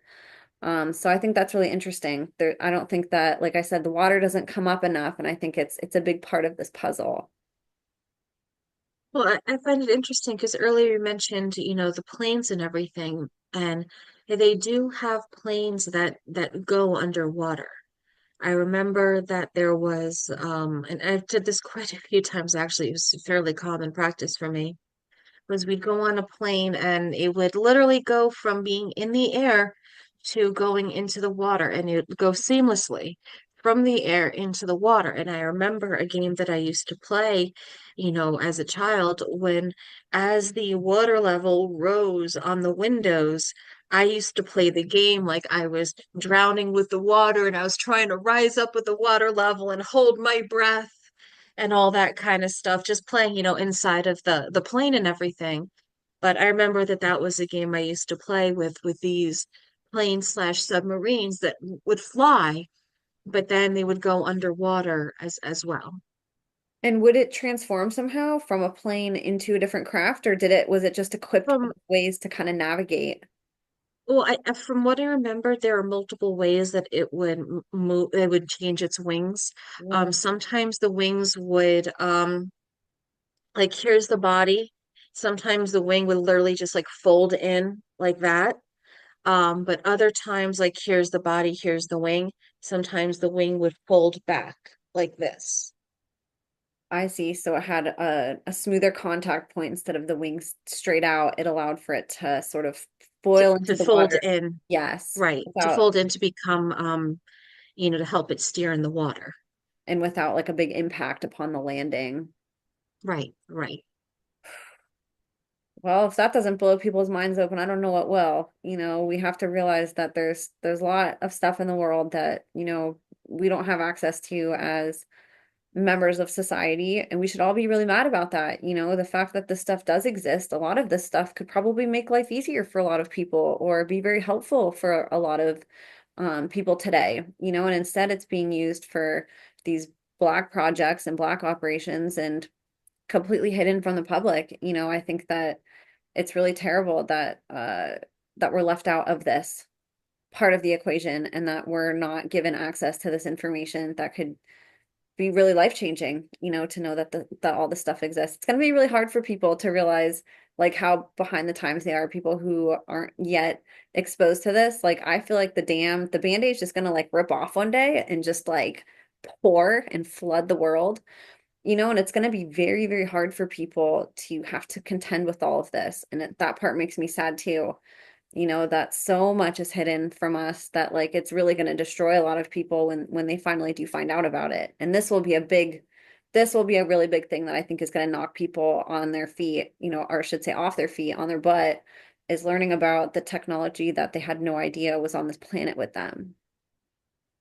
right, right. And, I think that when the people stop accepting their extra 2 pixels from the iPhone 16, and start saying, hey, how did we go from having the Concorde to having that taken away from us to going back to what we're dealing with right now? Why have our cars really not at all changed in what, almost a hundred years or so now? Why haven't our planes really changed much? Rather than being placated, okay, great, Elon caught the rocket ship with chopsticks. Good job.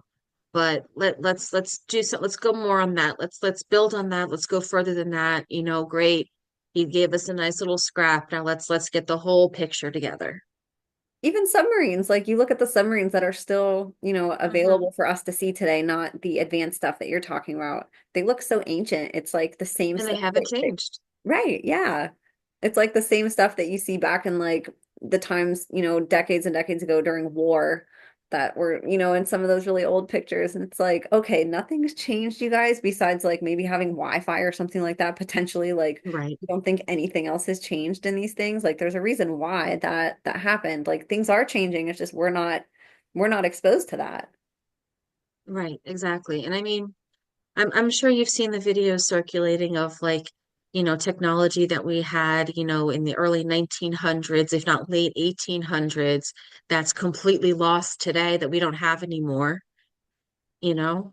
Exactly. And everybody knows of people like Nikola Tesla who were, inventing, I shouldn't even say inventing, it already existed, like exposing like free energy and like sharing that with us that you can have like free electricity and energy and that like that's just something that like we can do and create. Like we know that that was happening before, but yet we don't believe that that nothing advanced, that like we've literally went backwards. We don't even have that anymore, but they had We can't even get to the moon anymore, right? right, exactly. Okay. Right. Yeah, it's really interesting how they bend and twist and invert the truth to all of us. And we're just like, oh, okay, that makes sense. Like nothing's happened in the last few decades, nothing's advanced. That's totally normal. That's exactly what our government would do is just stay complacent with like some of the most important things that could advance humanity. No, they're just hiding it from us. And they're advancing their own humanity and life through it and keeping it from us. They're suppressing it from us on purpose. Yeah. Yeah. But I think we do have a real chance of taking that next step into really getting into some of that technology. So I think depending as cliche as it is, depending on how this election goes, I think, you know, we have a chance. I'm not saying, it's guaranteed, but I think we have a chance.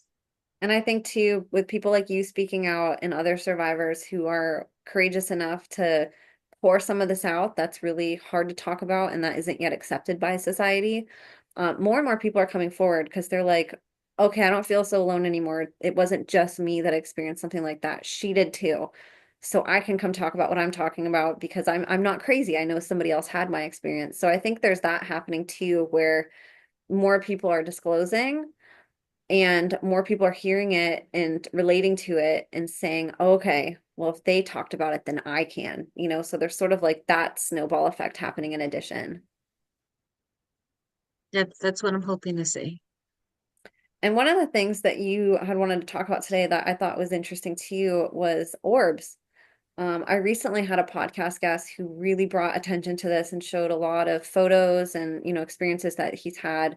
And I'm sure your experiences are different. But I wanted to ask you about that because I think a lot of people, I think that's like more of like a common phenomena that people know of at least. I think orbs is kind of like a common word that at least society can accept, like they've heard of, and probably like an easier thing to accept than maybe, some of these other advanced technologies that are out there. But I wanted to get your take on that and hear your experiences on that topic. Well, the orb that I was mentioning is actually different than the orbs that people see, which, I definitely find those to be quite fascinating, quite interesting as well. But the orb that I'm talking about is there was this orb that I don't know how, but it was on this stand and it was floating. And what we're supposed to do is we're supposed to go over to this orb and touch it.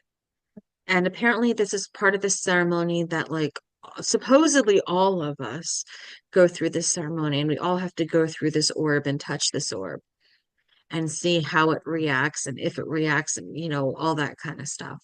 And this was all the And kids in your program had to do that? This is, from what I understand, everybody from every program had to do this to the point that it was such a ceremonial thing that I remember I did mine. And then it was a big deal when my brother did his. Okay. So I remember being there for my brother doing his orb touch. I don't know what it's the what I don't know what the reason for it is. From what I had been told, it's to find the chosen one. I don't know. I don't know.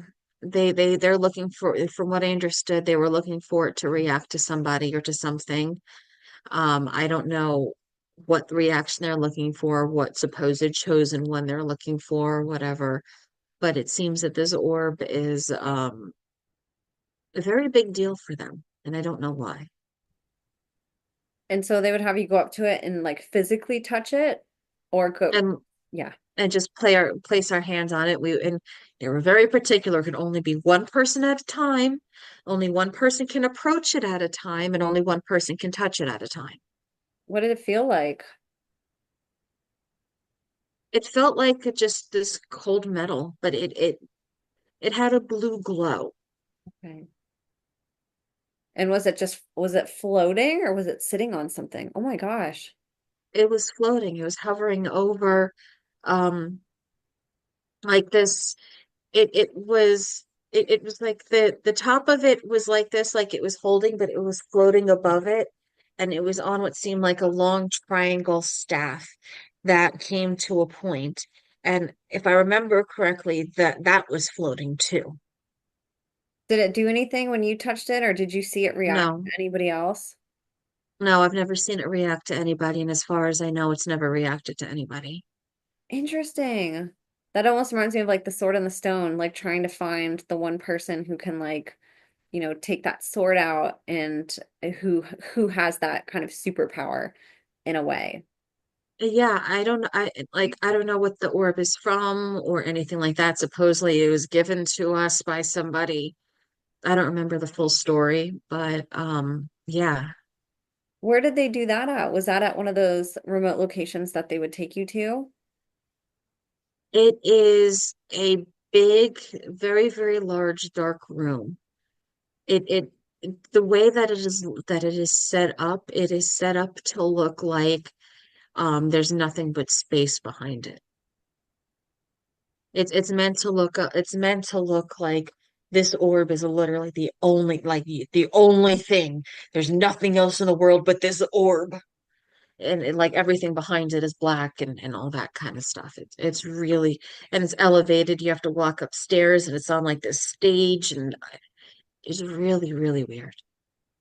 I'd be curious to get feedback from other survivors about that. I've had a couple people come on that had things that they couldn't articulate well because they just had partial memories, but had remembered being in a room with some type of an orb, like what you're talking about, that's floating there, and they're given a direction to just go touch it or try to move this with your mind or to do something to interact with this thing that they have no idea how it got there, what it is, what it's supposed to do, what their interactions are supposed to do with it, or like what's supposed to happen.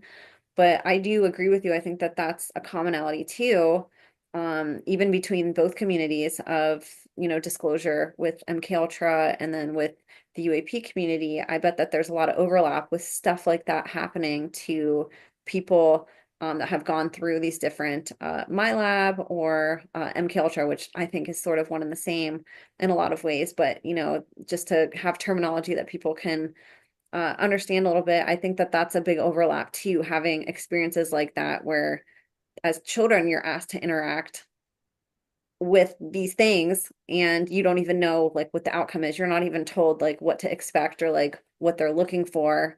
It's just sort of like a pass or fail next type thing. Right, right. Wow. And that's a lot of it too, is they'll do these weird tests that they're looking for certain outcomes for, and we've got no idea what they're looking for. And I'm sure they never tell you either. Or even if they do tell us, we can only take it with so much salt, you know? Yeah, that's true too, since they invert everything anyways. Wow, so you've had a lot of bouts of sort of unexplainable but explainable instances with advanced technology. And, I think when you actually sit and listen, it makes perfect sense that of course, there's submarines out there that are more advanced. Like, duh, planes. Come on, you guys.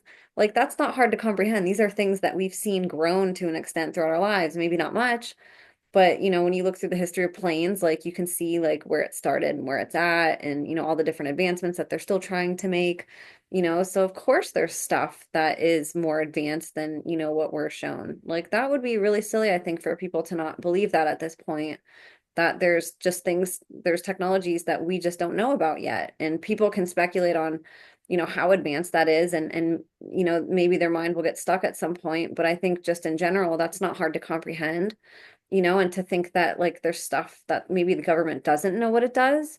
Like say an orb, they're trying to figure it out by just testing it continually with children and with however else they do it. I don't think that that's hard to speculate either, that there's, technologies that are unfamiliar to us that have either landed here, been given to us, that we've purchased somehow from, entities that don't belong here or that have moved here somehow, visiting us. I don't think it's hard to comprehend that, that there's things that we don't know about that exist here and that are being used against us in a sense, and being used behind the scenes to help further agendas, that only benefit a few people, and that's not us. They're not doing these things to benefit, the society that we know. They're doing it to benefit these groups that have access to it. So I really appreciate you sharing on these topics. I think it's really important, and I know that this is hard and it's complicated.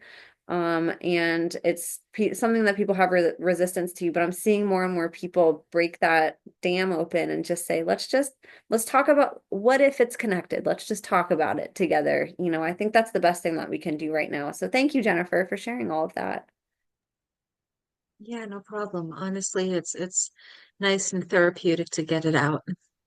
Yeah, and for me too, because it's been really hard for me to, I can't tell you how many times behind the scenes from MK Ultra survivors that I have them tell me privately, I have experiences with aliens, but I'm not ready to talk about that yet. And I'm thinking, gosh, that's really sad because I've heard that dozens of times. I've gotten on emails from people who share their testimony with me, but say, I can't, or I'm not willing to talk about this yet. And I'm like, gosh, this is really common.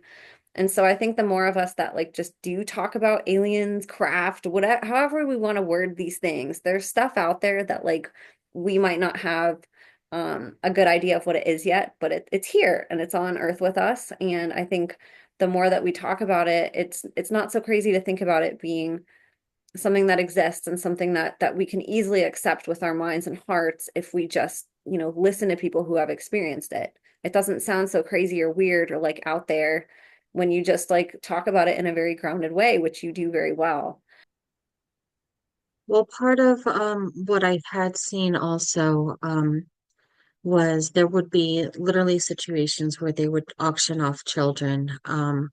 I've seen situations where um, we would be lined up in front of the way that it worked was there were craft that were familiar to us.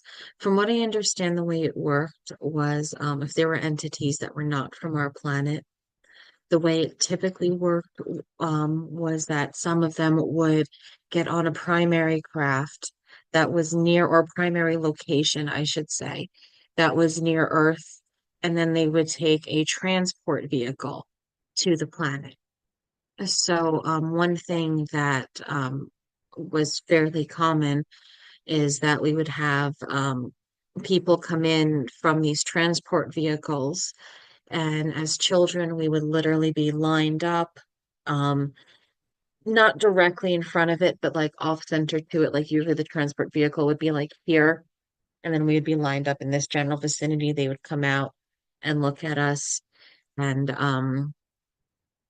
sometimes it would be an auction situation, but when we were lined up and it was this particular transport, they would you'd be lined up and it'd be like that one, that one, that one, that one. You're coming with us. Let's go. Um, there was a situation where I remember a boy in my class had been picked to go, and I remember sitting in the classroom for, knowing that he was gone, knowing not where he was gone, but knowing where he'd gone. Um, and I remember asking the teacher and being like, "Hey," after I think it was like 2 weeks or something, I said, "Where's so and so?" Because where'd he go? And they're like, "Oh, he moved. Him and his family moved a couple of weeks ago. We'll get a new student in soon." And that was the end of that. Oh my gosh, that is so sad. Literal auctions. So there's adults sort of in an audience, and then there's children on display, just like a real auction. Yes. And I'm There were guessing, other auctions where, they would literally have us go on stages and show off on stages and stuff like that. And auction us off for charity for the night. They'd come up with causes that they would, auction us off for and stuff like that. Sometimes for the night, sometimes for longer than that. That was also more common than I remember more of that than I would like. oh my gosh, did you, as a child, ever have anybody that tried to intervene and say, "Hey, are you going through something? Is there trouble at home?" Did you ever have people like that or anybody like that? There was one circumstance where I had been raped and my rapist had kicked me. I had a big bruise across my chest and I was getting changed at a friend's house. I think I was having a sleepover or getting changed for the pool or something. And her mom saw the bruise on my chest and called the police. The police sat me down and asked me how I got the bruise on my chest, and I told them. And they asked me, and I don't remember exactly how we got into they asked me, if anybody else, had done these things to me before, and I was like, oh yeah, this happens to me all the time. And like, can you give me any names? It's like, well, I can't give you all of their names, but if you turn on the TV and let me have the remote for a couple of hours, I can point out some of them for you on TV. And the investigator's response, the detective's response was, well, if you can't give me their exact names, then I can't do anything for you. Well, I have their nicknames. I have the nicknames that they call them at the parties, and I can point out their faces on TV. No, you need to have their exact names, otherwise there's nothing we can do for you. Oh, well, I don't have their exact names. All right, well, there's nothing we can do for you. And that was the end of it.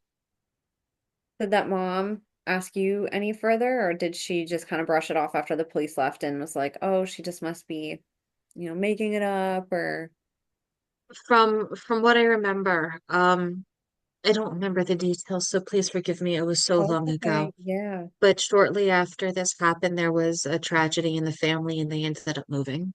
Oh my gosh. Okay, so that might have been a retaliation, huh? That's what I think, yeah. We're trying to help. At least it sounds that way. You hear of that happening a lot. Oh my gosh, that's really sad. So I don't blame them or anything at all. You know,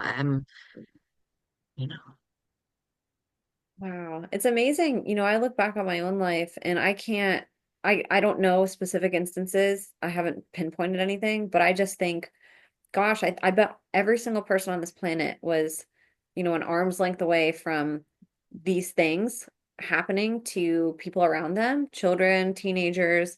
We probably all went to school with, even if it's just one, with children who were in these programs and we had no idea, and that there could have been stuff like this happening at our schools, our teachers involved with it, field trips, there could have been these things happening right in front of all of us who are in society. And like, just to think that it's that covert, that it's right in front of our faces, that you had teachers complicit in this, and that you had teachers like accompanying you to these different events, that you're able to remember, like that should terrify people, that these are the people that we're trusting our kids with. Like CPS is one aspect of it. You look at, who else is around our children all the time or like is trying to get their hands on them? Who else are we trusting our children to? And are we really like investigating that and saying like, who are these people that are around these kids? Like, are they just these benign teachers who love children? Or are they predators who, are part of a network that want access to our children, through even like gifted and talented programs, which we talked about a little bit. Like, there's so many different ways that our government tries to get their hands on our youth. And oftentimes it's so close to home that we just can't even see it because it's incomprehensible that it could happen in an environment like that. Right. Exactly. I mean, these people, were taught, we are taught that they're there to protect our children. And it's just another inversion of what it's supposed to be. Exactly. And sadly, they do use the benign people as sort of a cover. There are good people in these systems that have no idea that there's bad things happening. And they're the ones that we sort of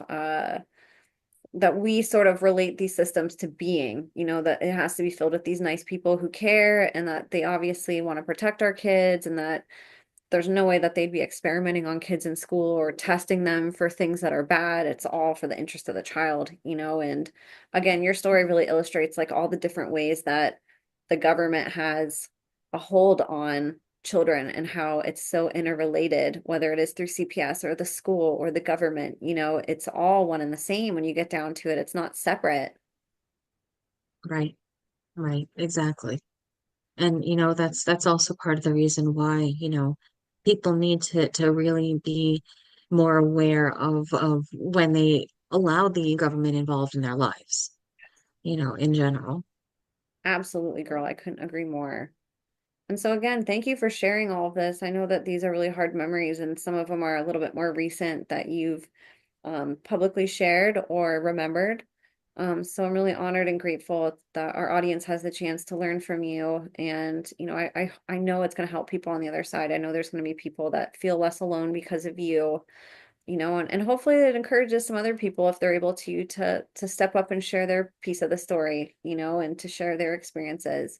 The more of us that come together and do this, the harder it's going to be for them to silence, the harder it's going to be to take all of us out or to somehow retaliate, and the more that we get eyes on all of this and make this like a mainstream movement, it's we just have to do what they do better than us, which is organize, and disseminate information. Like, and I love that we're starting to do that more like on Twitter and these different platforms. There's groups of us coming together and hyping each other up and like sharing each other's stories and sharing information that we're putting out and commenting on it and promoting it, and slowly like it's working. There are people that are like, oh, there's a group of people talking about this. Like, I should probably listen. It's not just one lone wolf, So it's really neat to see this evolution happening, and it's awesome having you, Jennifer, on the forefront of it. So thank you for everything. And I was gonna see, was there anything else on your list of things to talk about today that we didn't get to yet? No, no, not that I can think of. Well, let's talk about your social media because I really want people to join. Your Substack is amazing. You've been writing more. And I know I struggle to write often on Substack because it's another thing to do. And it can be tedious. You put a lot of care into your articles, and I do too. It can be very time consuming. But when you do write articles and put them out, they're filled with information and, things that people should know. So I want you to talk a little bit about your Substack, and I'm going to bring it up on screen so people can see your page. And I encourage everybody to go subscribe. It seems to be one of the only platforms right now that's like really not censoring. Um, Twitter does a good job of that also, but I do still see people getting kicked off. I do still see these community notes and like ways that they're trying to control narrative a little bit. I feel like Substack hasn't gotten there yet. It's still a little bit new. So I think there's a lot of opportunity on there to share things that are really hard to share on other platforms. So let's talk about yours. So, yeah, I mean, I guess if I have the most recent update, which was the October 16th court date. But overall, my Substack, I'm pretty much just using it to try and journal a little bit, document my memories, try and see, if my experiences can help encourage others to come forward. Um, stuff like that. It's more or less the journal. I've noticed that me personally, I have a lot of difficulty writing. Just, they recommend that you pull out, pen and paper and write, but I really wonder if I was programmed to have difficulty with doing that. So I found that typing up my Substacks or typing up, I'll do a mix of Substacks and then I'll also post flashbacks on X as I'm getting them.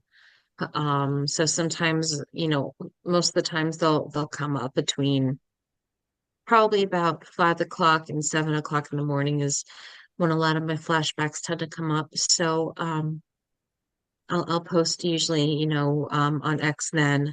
But yeah, my Substack has more or less become my journal. And it's great. You really do pack a lot of information in here. And I love that. I didn't actually know that this was sort of a way that you could journal versus doing it maybe in a notebook or something like that. This seems, and I love that we get to sort of be a part of that and that we can learn your memories and learn from you the things that you've been going through. And I love that you cover all different topics. There's stuff about MK Ultra, you have the craft connection, you have family court updates and information on that side of it with CPS. There's really a lot of information on here, and I love that you're doing this. Like I said, I think Substack's sort of like a I think it's going to be a very up and coming platform for people to disseminate information. And although I love Twitter, Twitter's probably like my favorite platform. The problem with Twitter is if you have things that you want people to constantly refer to or like really important posts or things that you've written, it's very hard to like organize it unless you put it, say, underneath the highlights tab. What I like about Substack is you can sort of take all of the things that you want organized and in plain view, and you can put them here and they don't just get lost in a feed of all the other posts that you might not really care if they get recycled or seen quite as much. So I love that you're doing that, and I love seeing other people jump on here and, start writing, even if it's sort of unfamiliar to them. And I've had a lot of fun on this platform too. It's a little bit more interactive than I thought it would be with being able to share stuff and interact with the people that are posting. So it's just Jennifer Guskin, like she said, you guys can just type her name literally in the search and she has I think the only one on there that has her name. So it pops right up. But I'm gonna put it in the show notes for you guys also. And then if you guys are on Twitter or X, whatever you want to call that now, Jennifer is also very active on here. So if you want to talk a little bit about your Twitter, and sort of your mission behind this account and what your handle is. I'll put this in the show notes too and have people follow you.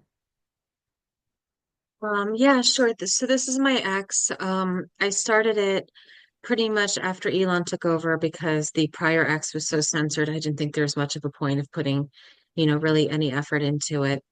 But essentially, this is where I do the majority of my posting.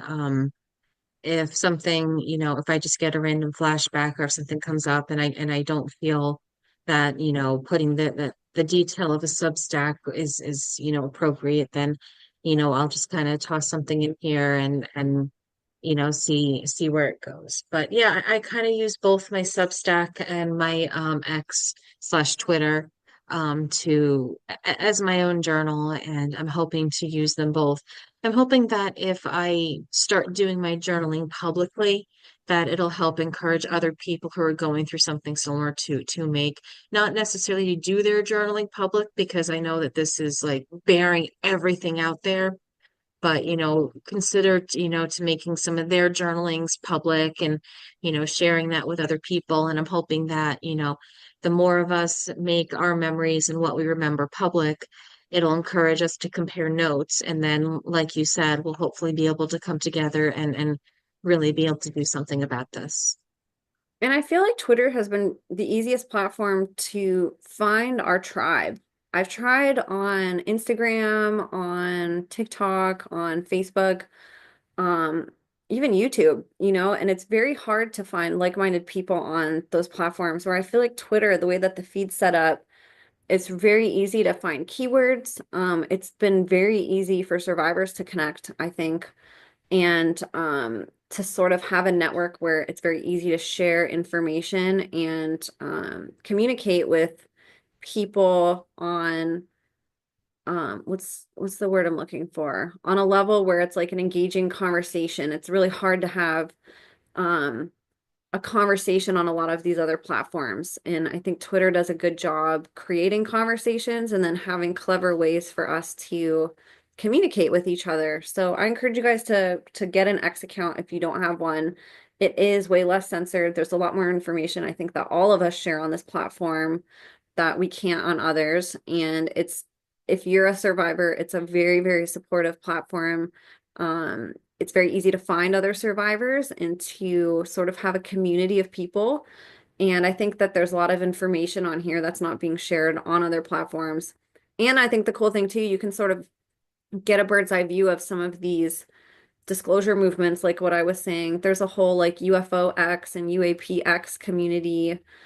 So you can check those out and sort of see the different narratives and kind of how they're separated. But if you look at them, you can really start to see how they're actually related to very easily on this platform. So that is CT Survivor 17, which is Jennifer's account. So go follow her there. And then it's Jennifer Guskin on Substack. And are you on any other social platforms, Jennifer, that you want people to follow you on? Oh, you're muted. I'm on Truth Social and Facebook under Jennifer Guskin, but I'm not really active on either. The best way to reach me is definitely X. And I keep my direct messages open. So, if you're a survivor, or even if you're not a survivor and you're genuinely just curious and want to ask questions, you are more than welcome to message me. I actually strongly encourage, respectful questions because, while it helps, other people learn, it helps me go through my memories and it helps me piece more together. So, if people have questions, they are more than welcome to reach out as well. Awesome. And I definitely encourage people to, even if it's privately. And one other thing that I really love that you do on here is you ask very engaging questions. You'll make a post like asking for feedback, and you're very inviting to the feedback that you get, and versus a lot of people who sort of know it all and post that. I love that you share what you do know, and then you're always looking for information. So, you guys should definitely jump on here and go support. I'll have both of those links in the show notes. And then, was there anything else that you wanted to talk about today, Jennifer? Um, Let me check the chat to see if there's any. No, I think that was about it. That was pretty much it. One thing that I did want to bring up that I just remembered that we wanted to talk about, if you want to talk about, you went to an event recently which was really impactful for you. And I think that's encouraging. I think there's more events coming up, that could be potential good things for people to attend. And I'm really happy that you had a good experience. So I don't know too much about this event, so I wanted to also hear from you. But if you wanted to talk about that before we close, I'd love to give you that opportunity. Sure. I did want to bring up something that I thought was very, very, really extremely encouraging. I went to my first, I guess I'll call it a political event, slash patriot event, since my first patriot event ever. And I was very nervous because, a lot of these people are, they dig into people and they do their research and all that kind of stuff, and it's just very nerve-wracking to in general to go out and be around people, but be around people that scrutinize to the degree that they do. It was very nerve-wracking. So we drove from Baltimore to North Carolina, and we got there, and that this was already a bit difficult. It's already a bit difficult to getting Scott to take these long trips in general. But we get there and we get to this place called the farm. And we get there and Scott starts freaking out. He's like, "Oh my God, there are too many people, too many cars. I don't want this. No, can we go home now?" So I'm like, "No, we're here. We drove 5 hours, 6 hours. We have to stay." So we get out And very long story short, I ended up recognizing a couple of people that I had only really spoken through on a Zoom call. And I recognized one of their voices, and he was in the middle of doing something with a bunch of friends, and I just kind of waited for him to be finished, and I'm waiting around quietly and patiently, and then he turns around and he sees me, and his face lights up, and he's like, and I'm like, Jen. And he's like, oh my God, you're here. And he gives me this big hug. And he's like, whenever I think about your story, I cry, and he starts introducing me to everybody. And he's like, you're coming with us to the media tent. And I was like, I think we have tickets. He's like, no, no, no, I don't care about the tickets. You're coming with us to the media room. You're coming with us. And he brought myself, Scott, and Iris there. And we get there and I meet a woman who has been she's really become a huge rock. I get in there, I see her and she gives me a big hug and she's like, it's so great to see you. And I start crying on her shoulder and she's like, come here, come here, come here, let me show you to everybody. And she takes my hand and she's introducing me to everybody in the room. And it felt like every 5 steps somebody was like, oh my God, it's Jen. Jen, oh my God, nice to meet you. And like the people were so receptive and they were so nice. And like it was funny. There were some points where I just introduced myself to people and be like, oh, hi, I'm Jen. And you'd be like, oh, hi, Jen, nice to meet you. And then one of my other friends who knew who I was would be like, tell them your username. Oh, yeah, I'm a CT survivor on X. Oh, that's it. And it was amazing the way that this community is receptive and welcoming and caring and compassionate and supportive of survivors. It was you know like it's the world is listening. They are listening to our voices. They hear us.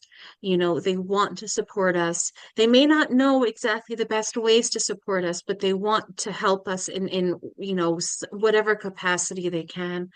I think my favorite experience though was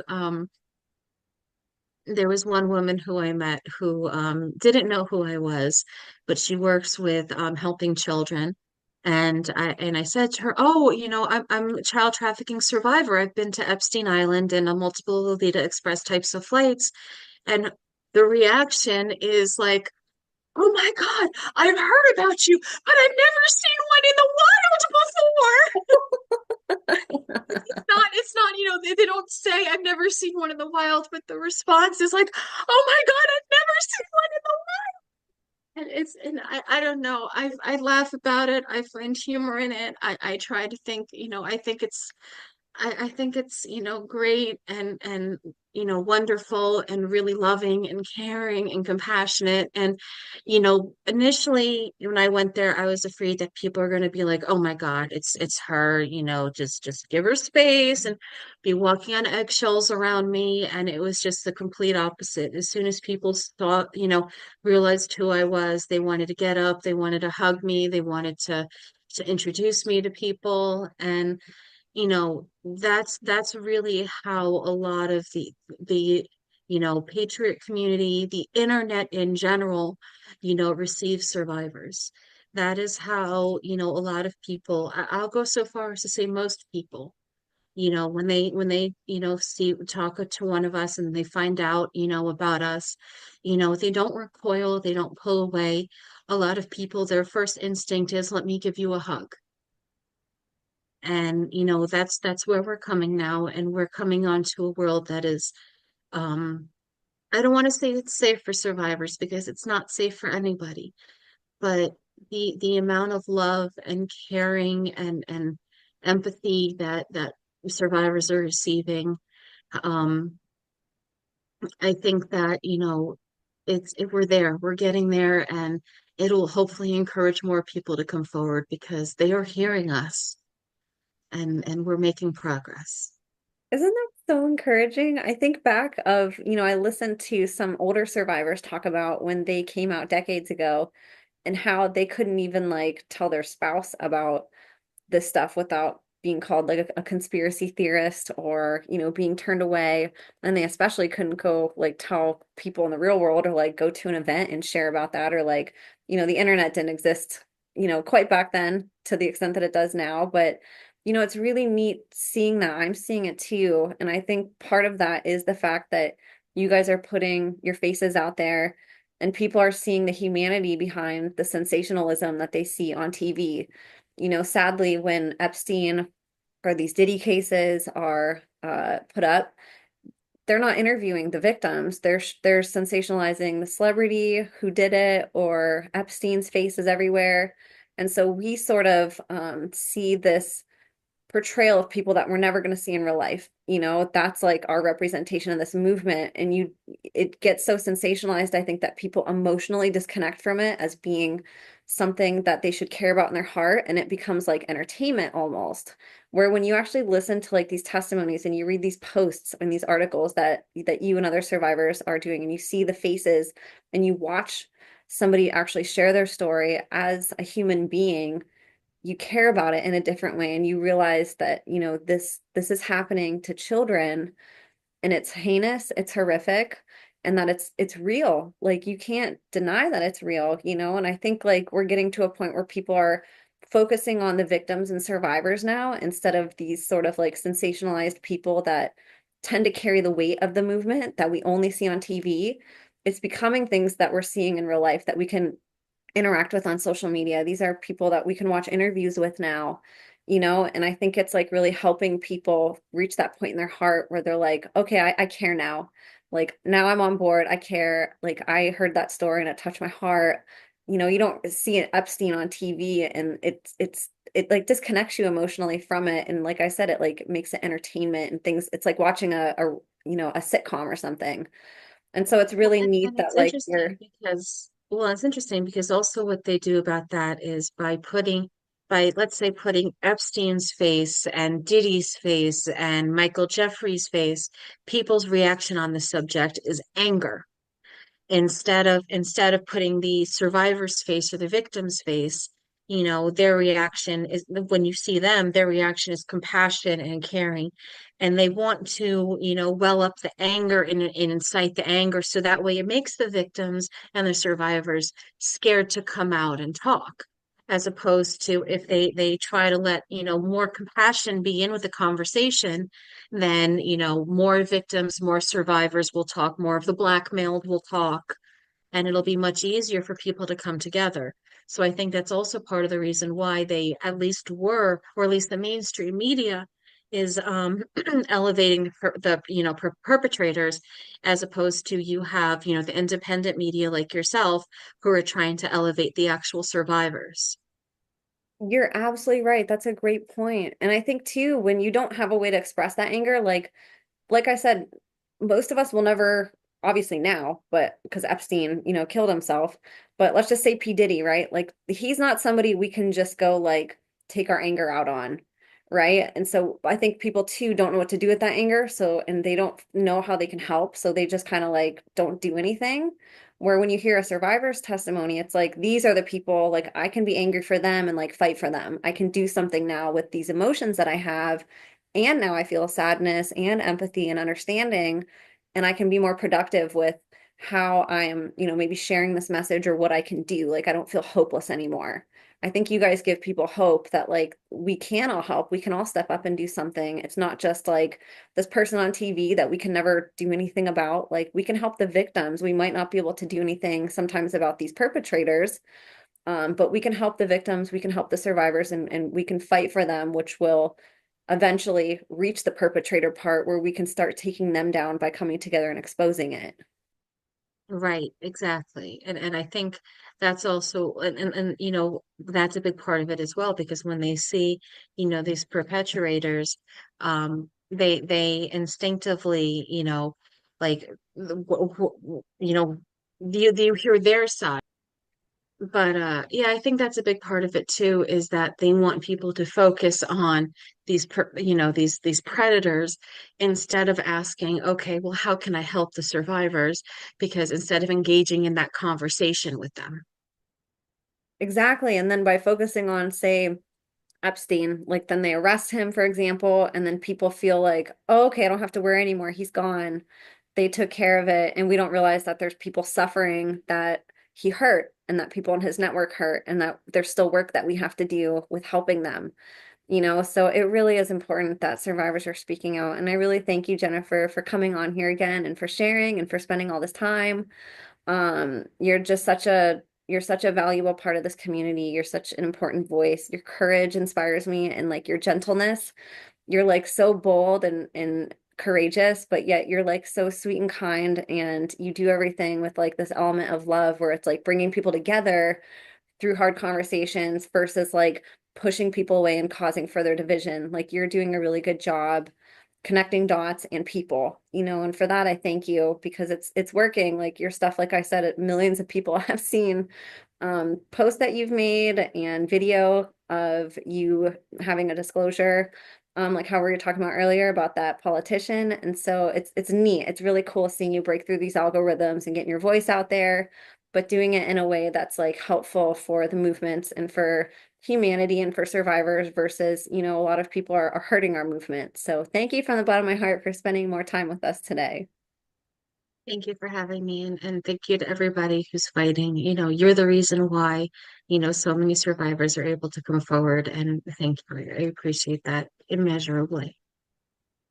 And thank you to everybody listening. Like, we couldn't do this without you. We could sit here and have interviews all day, but without you guys listening and caring and sharing and engaging and following us and, you know, fighting for us, like, you know, this movement would still just be talking into a dark abyss. So it's really wonderful to see you being accepted at these different events, Jennifer, you know, and like feeling that sense of community and then, you know, actually seeing it online, people caring about this stuff. So I thank you again, Jennifer. I'm going to have her Substack and her Twitter/X page down in the show notes. You guys can just go down and click. Please support her, get more eyes on her. It's wonderful to see your accounts growing, Jennifer. It's really awesome to see that. And I know it's just the beginning for you. So go follow her, everybody. Keep in touch with me too. I'll have my links in the show notes also. So, you guys, thank you so much for tuning in. God bless you all, and we'll see you next time.